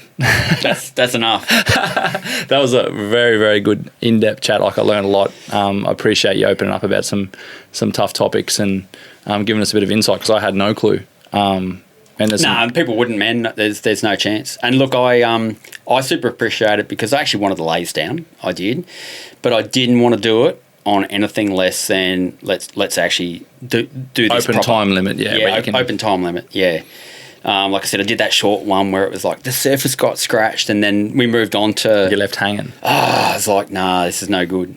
So stoked to have done it with you. I really appreciate you making the effort, man. You reached out and there's heaps of value in there for people listening too. Like I urge everybody to have a proper listen to that, and there's some little gold nuggets in there across the board. So if I could close it off from my perspective on the mental health stuff, is just for guys out there, it's probably going to affect everyone at some point. I don't think anyone's actually immune from this. Good on you if you aren't. Well done. But you've got to take ownership and responsibility for it. And there are 100% positive things you can do to make amends for how you're feeling and the issues you're going through. But it takes effort. It absolutely takes effort, and that takes ownership. And you know what? You might be doing some shitty things and doing some harmful things to people. It's really therapeutic to own up to that and own it and deal with it. Accountability is everything. Accountability, and that's one thing I've already actually really tried to instill in my daughters is like, you can fuck up, don't double down and lie about it and cover it up. Own it. Absolutely own it. So just for, probably mostly speaking to guys, but equally could be women, is do something about it if you're not right. 100%, my friend. Thank you very much for your time, man. This probably won't be the last chat we have, I don't reckon. Too easy, man. Thanks very much. Cheers.